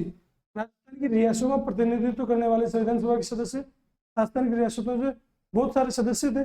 इसमें भी जो एक नाम आता है वो आता है VT Krishnamachari. Option number A, VT Krishnamachari. और इसके अलावा संघ संविधान समिति के अध्यक्ष जवाहरलाल नेहरू। तो संघ संविधान समिति के अध्यक्ष कौन थे? जवाहरलाल नेहरू संघ संविधान समिति के अध्यक्ष थे। तो ए में क्या आ जाएगा? 4। ए में 4 कौन सा ऑप्शन है? Option number B. प्रारूप समिति के एकमात्र अध्यक्ष के एम मुंशी। राजस्थान की रियासतों का प्रतिनिधित्व करने वाले संविधान सभा के सदस्य कौन हो गए? वीटी कृष्णामाचारी। संघ संविधान समिति के अध्यक्ष कौन हो गए? ये हो गए जवाहरलाल नेहरू। तो ये ऑप्शन हो जाएगा अपना बी। अब अपन को इनको याद रखना है ना, कि एक एक चीज को याद रखना है। जैसे संविधान सभा के प्रथम उपाध्यक्ष कौन? फ्रैंक एंथोनी है। इसमें ऑप्शन में नहीं है तो एच सी मुखर्जी हो गए। प्रारूप समिति में मूलतः एकमात्र कांग्रेस सदस्य के एम मुंशी हो गया। ऐसे एक एक करके याद रखना है कि संघ संविधान समिति के अध्यक्ष कौन? तो जवाहरलाल नेहरू। तो इन्हीं से ये जो पीवाईक्यू है, इन्हीं पीवाईक्यू से बाद में एग्जाम में जो एग्जाम लगेगा उसके अंदर क्वेश्चन बन जाता है। तो अपन गलत करके आते हैं। और अगर कोई बोल दे कि पीवाईक्यू से क्वेश्चन आया तो अपन क्या बोलेंगे? कहाँ पे आ गया भाई? पीवाईक्यू से में कोई क्वेश्चन दिखाई नहीं। तो ये क्वेश्चन एज इट इज पूछे जरूरी नहीं है। इसी क्वेश्चन में थोड़ी सी काट छाट करके ऊपर नीचे करके भी क्वेश्चन पूछा जा सकता है ना। पीवाईक्यू से क्वेश्चन ऐसे ही आते हैं। ठीक है, इसका आंसर होगा बी। भारत के संविधान के निर्माण करने के समय संवैधानिक सलाहकार, दोस्तों इस क्वेश्चन को अपन गलत ज्यादा करते हैं। संवैधानिक सलाहकार और अपन संविधान जो प्रारूप समिति का अध्यक्ष है, दोनों को एक ही मान लेते हैं, बी एन राव और ये भीमराव और बी एन राव। भीमराव कौन है? भीमराव अम्बेडकर। बी एन राव कौन है? बेनेगल नरसिंह राव, है ना। तो एक व्यक्ति का नाम है बेनेगल नरसिंह राव। बेनेगल नरसिंह राव यह है संविधान सभा के सलाहकार, है ना। तो सांविधिक सलाहकार थे ये, सांविधिक सलाहकार, संवैधानिक सलाहकार, सांविधिक सलाहकार, है ना।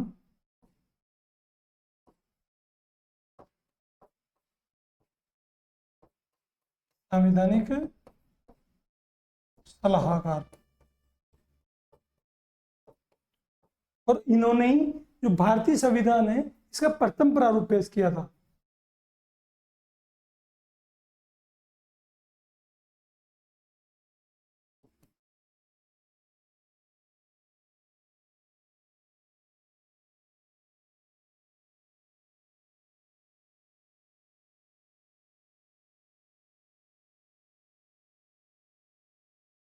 है ना, कि भारतीय संविधान का जो प्रथम प्रारूप है वो किसने पेश किया था? तो वो किया था बेनेगल नरसिंह राव या बी एन राव। इनको क्या बोलते हैं?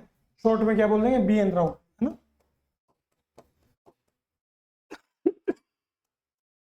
बी एन राव इनको अपन शॉर्ट में बोल देते हैं। इन्होंने ही भारतीय संविधान निर्माण के समय प्रथम सांविधिक सलाहकार कौन थे? तो ये थे बी एन राव, है ना। इन्होंने ही भारतीय संविधान का प्रथम प्रारूप पेश किया था और इसी प्रारूप को मतलब एक कॉपी लाके जाके दे दी कि ये पकड़ो, प्रारूप समिति वालों को भेज दी, ये पकड़ो एक कॉपी, है ना, ये संविधान है। वो प्रारूप समिति उसमें कुछ काटछाट करती है, कुछ जोड़ती है, कुछ घटाती है और बाद में संविधान की कॉपी किसको दे देती है? संविधान सभा के समक्ष प्रस्तुत कर देती है। तो इस व्यक्ति का बहुत इंपॉर्टेंट योगदान है ना। तो इसने क्या किया? बहुत सारे देशों का संविधान इसने भी पढ़ा था। तो ये क्या, तो कौन है संवैधानिक सलाहकार? कौन? B N Rao. Next question,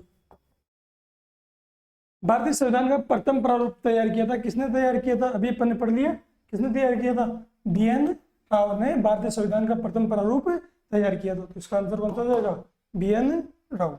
next question, संविधान सभा द्वारा भारतीय संविधान को स्वीकार किया गया। दोस्तों संविधान सभा ने संविधान निर्माण शुरू किया था 9 दिसंबर 1946 को। बना के कब फ्री हो गए? वो हो गए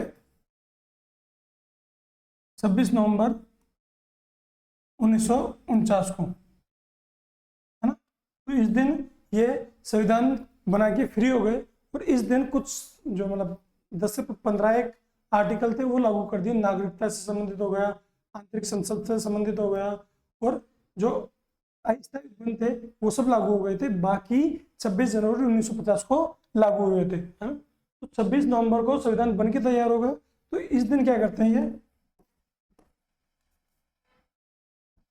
है ना, संविधान सभा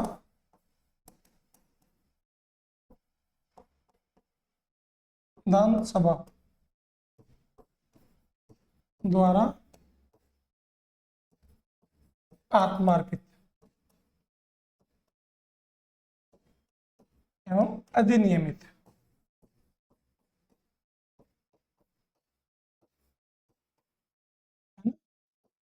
संविधान सभा द्वारा आत्मार्पित एवं अधिनियमित किया जाता है। कब किया जाता है? ये किया जाता है 26 नवंबर 1949 द्वारा। तो 9 दिसंबर को बनना शुरू होता है, 26 नवंबर 1949 को बन के समाप्त हो जाता है। तो टाइम कितना लगा? दोनों को टाइम जोड़ोगे तो आप लोग देखोगे कितना लगा, 2 वर्ष 11 माह 18 दिन। 2 वर्ष 11 माह 18 दिन इतना समय लगा भारतीय संविधान निर्माण में। भारतीय संविधान के निर्माण में 2 वर्ष 11 माह 18 दिन का समय लगा। 11 अधिवेशन हुए, टोटल 165 बैठकें हुई, है ना। मैं 12 अधिवेशन 166 बैठकें बोल सकता हूँ भाई। 11 अधिवेशन और कितनी? 11 अधिवेशन और 165 बैठकें हुई। टोटल टाइम लगा 2 वर्ष 11 माह 18 दिन। बाद में क्या करते हैं, इसी दिन तो मनाते हैं संविधान दिवस। इस दिन कौन सा दिवस मनाएंगे, संविधान दिवस। संविधान दिवस या विधि दिवस इसी दिन को मनाना प्रारंभ करते हैं, है ना। तो 26 नवंबर 1949 को संविधान दिवस मनाते हैं। लेकिन यार 15 अगस्त 1947 को भारत देश आजाद हो जाता है ना? लेकिन एक डेट थी 26 जनवरी, है ना, उसके बारे में भी अपन अभी पढ़ लेंगे। 26 जनवरी के बारे में अपन ने जो हिस्ट्री का लेक्चर था 100 क्वेश्चन एमसीक्यू का, उसमें भी डिस्कस किया था कि 26 जनवरी 1930 को पूर्ण स्वाधीनता दिवस मनाया गया था। तो उस डेट को याद रखना था। तो उस डेट की इंपॉर्टेंस याद रखते हुए 26 जनवरी 1950 को भारत का संविधान लागू करते हैं, है ना। तो उस डेट को महत्वपूर्ण बनाने के लिए भारत का संविधान लागू करते हैं। कब लागू करते हैं, तो संविधान लागू हुआ, संविधान लागू, भारतीय संविधान कब लागू हुआ, भारतीय संविधान लागू हुआ 26 जनवरी 1950। 26 जनवरी 1950 को भारत का संविधान लागू होता है, ये अपने को ध्यान रखना है। तो कब स्वीकृत कब किया गया था, स्वीकृत कर लिया गया था 24 नवंबर 1949 को। ये आंसर होगा कि स्वीकृत कब किया गया, 26 नवंबर 1949 को स्वीकृत कर लिया गया। संविधान को 26 जनवरी के दिन क्यों लागू करना था, अभी अपन ने बात की, है ना। दिसंबर 1929 में लाहौर अधिवेशन होता है।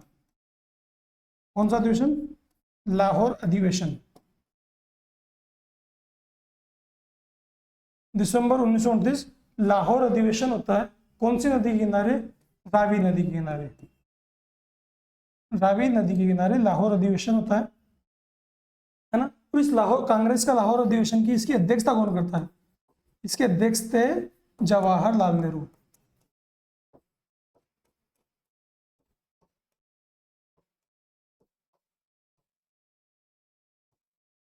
जवाहरलाल नेहरू।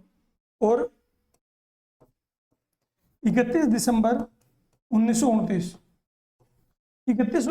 1929 को मध्य रात्रि को रावी नदी के तट पे, कौन सी नदी के तट पे, रावी नदी के तट पे झंडा फहराते हैं और उस दिन घोषणा करते हैं कि 26 जनवरी 1930 को क्या करेंगे अपन, 26 जनवरी 1930 क्या करोगे भाई, इस दिन पूर्ण स्वाधीनता दिवस मनाएंगे। क्या मनाएंगे, पूर्ण स्वाधीनता दिवस।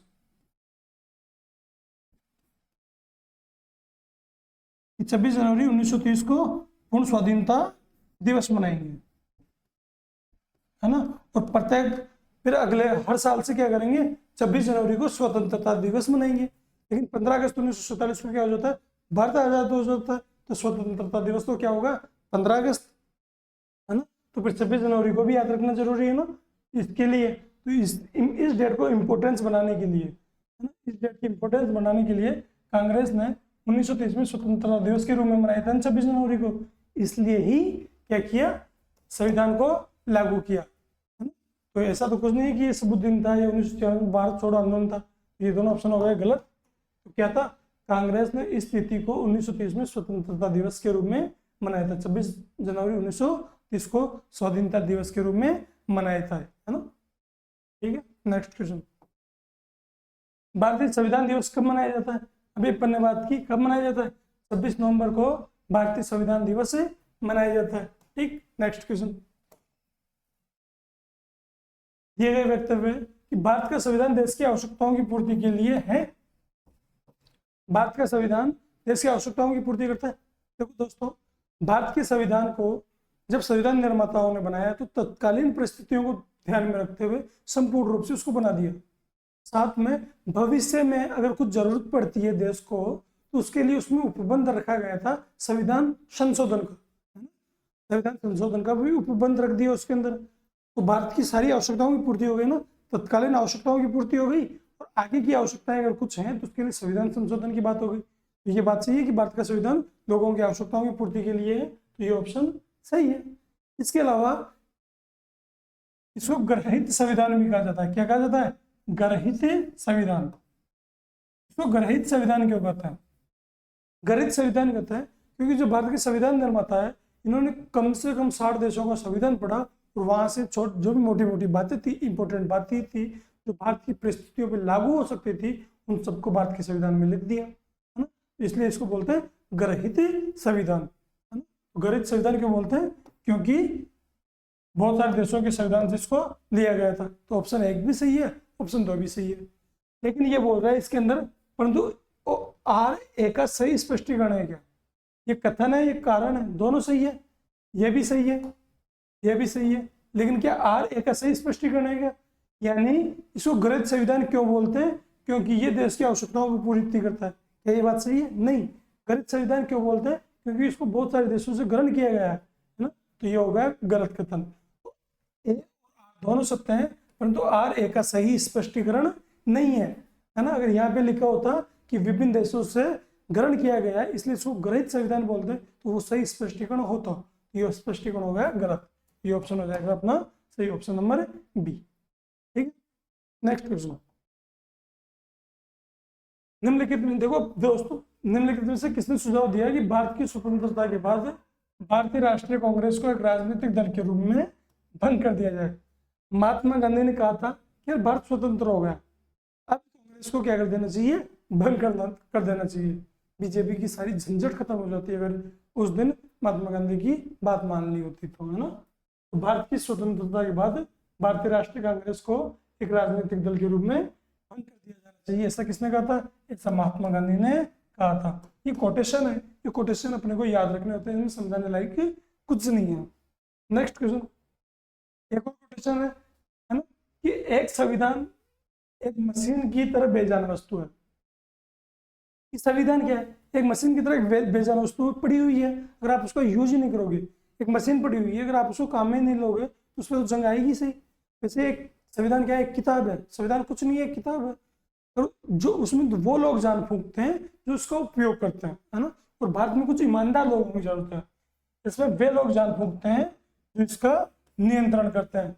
भारत में बस कुछ ईमानदार लोगों की आवश्यकता है जिनके लिए राष्ट्रहित ही सर्वोपरि है। ये कोटेशन है डॉक्टर राजेंद्र प्रसाद का। किसका? डॉक्टर राजेंद्र प्रसाद का। कब दिया था भाई? ये दिया था 26 नवंबर 1949 को। 26 नवंबर 1949 को भारत का संविधान बनके तैयार हो गया। तो राजेंद्र प्रसाद ने, जो उस समय संविधान सभा के अध्यक्ष थे, उन्होंने लंबा चौड़ा भाषण दिया। तो उसी भाषण की कुछ पंक्तियां हैं ये, तो ये भी ध्यान रखना है अपने को कि उसी भाषण की कुछ पंक्तियां हैं ये। तो किसने कहा था? डॉक्टर राजेंद्र प्रसाद ने कहा था। RS 2021 का क्वेश्चन है। तो फर्स्ट ये RPSC के जो फर्स्ट ग्रेड सेकंड ग्रेड के एग्जाम है, इनमें पूछे जाने की बहुत ज्यादा संभावना है, कभी भी क्वेश्चन टपक सकता है ना। तो डॉक्टर राजेंद्र प्रसाद ने ये कहा था। नेक्स्ट क्वेश्चन, अपनी राष्ट्रवादी प्रतिक्रिया में भारतीय संविधान के निर्माताओं ने अल्पसंख्यकों हितों तथा भावनाओं के महत्व को कम करके आकार।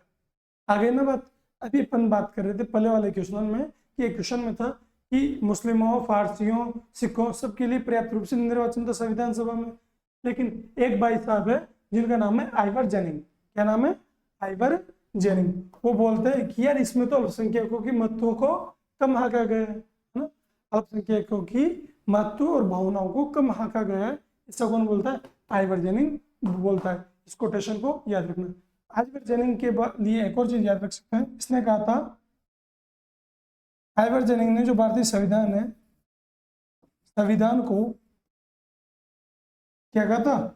वकीलों का स्वर्ग। क्या कहा था? वकीलों का स्वर्ग। संविधान को वकीलों का स्वर्ग किसने कहा था? ये कहा था आइवर जेनिंग ने। ये क्वेश्चन भी बहुत बार एग्जाम में पूछा जाता है, ये भी आप ध्यान रखना। आइवर जेनिंग भाई साहब ये बात भी। नेक्स्ट क्वेश्चन, किसने कहा था कि संविधान सभा कांग्रेस थी और कांग्रेस भारत, है ना। किसने कहा था कि संविधान सभा कांग्रेस थी और कांग्रेस ही भारत? कि संविधान सभा में कांग्रेस ही कांग्रेस के सदस्य थे और कांग्रेस उस समय भारत थी, है ना। ऐसा कौन बोलता है? ऐसा बोलता है ग्रेनविले ऑस्टिन। ग्रेनविले ऑस्टिन।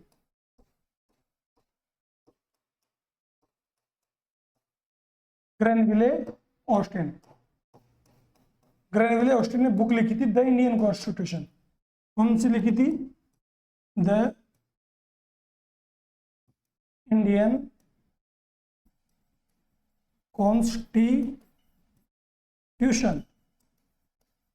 है ना, द इंडियन कॉन्स्टिट्यूशन, ये बुक लिखी थी, किसने लिखी थी? ग्रेनविले ऑस्टिन ने लिखी थी। इसमें कहा था कि संविधान सभा कांग्रेस है और कांग्रेस ही भारत है। तो ये कोटेशन किसका? ग्रेनविले ऑस्टिन का कोटेशन। नेक्स्ट क्वेश्चन, भारतीय संविधान सभा में कुल कितनी महिला सदस्य हैं? है ना? तो भारतीय संविधान सभा में कुल 15 महिला सदस्य थी, जैसे मालती चौधरी हो गई, कमला चौधरी हो गई, राजकुमारी ये विजय लक्ष्मी पंडित हो गई, राजकुमारी अमृता कौर हो गई। तो ये सब ऐसे मिला कि कुल कितनी महिला थी? कुल 15 महिलाएं थी। तो ये अपने को याद रखना कि भारतीय संविधान सभा में कितनी महिलाएं थी? 15 महिलाएं थी। ये याद रख लेना, डायरेक्ट क्वेश्चन पूछ लिया जाता है।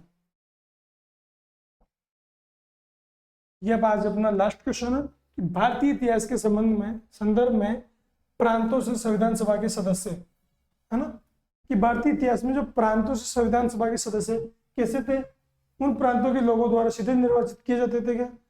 अभी अपन ने पढ़ा कि जो संविधान सभा के सदस्य थे अप्रत्यक्ष रूप से जो वहाँ की जो विधानसभा थी या वहाँ की जो कार्यकारी परिषद थी उसके द्वारा निर्वाचित किए जाते थे, प्रत्येक 10 लाख की जनसंख्या पर एक। हाँ, ये बोला निर्वाचित, गलत हो गया ना, निर्वाचन नहीं था। इसके अलावा भारतीय राष्ट्रीय कांग्रेस और मुस्लिम द्वारा नामित किए जाते थे? नहीं, प्रांतीय विधानसभाओं द्वारा निर्वाचित हुए थे। ये प्रांतीय विधानसभाओं द्वारा निर्वाचित हुए थे क्या वो? हाँ, ये प्रांतीय विधानसभाओं द्वारा निर्वाचित थे। सरकार द्वारा संवैधानिक मामलों में उसकी विशेषता के लिए चुने गए थे। ये सरकार ने चुना था क्या? नहीं, किसने चुना था?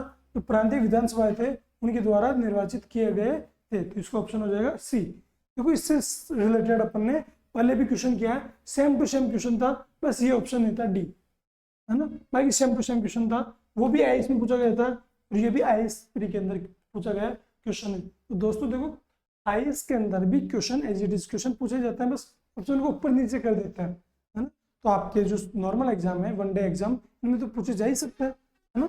तो आप ध्यान रखना कि पीवाईक्यू को कैसे सॉल्व करना है। कोई भी पीवाईक्यू लिया तो डिटेल एक्सप्लेनेशन देखा और उसको रिलेट करने की कोशिश की कि एग्जाम में इससे कैसा क्वेश्चन अभी पूछा जा सकता है ना। तो ये ध्यान रखना। तो आज अपनी पॉलिटी का लेक्चर सीरीज हो गई फर्स्ट एमसीक्यू की। इसे 10 से 15 लेक्चर के अंदर अपन पूरे जो पॉलिटी से रिलेटेड सारे एमसीक्यू है वो कर लेंगे, ठीक है। आज के लिए इतना ही, ठीक है, नमस्कार।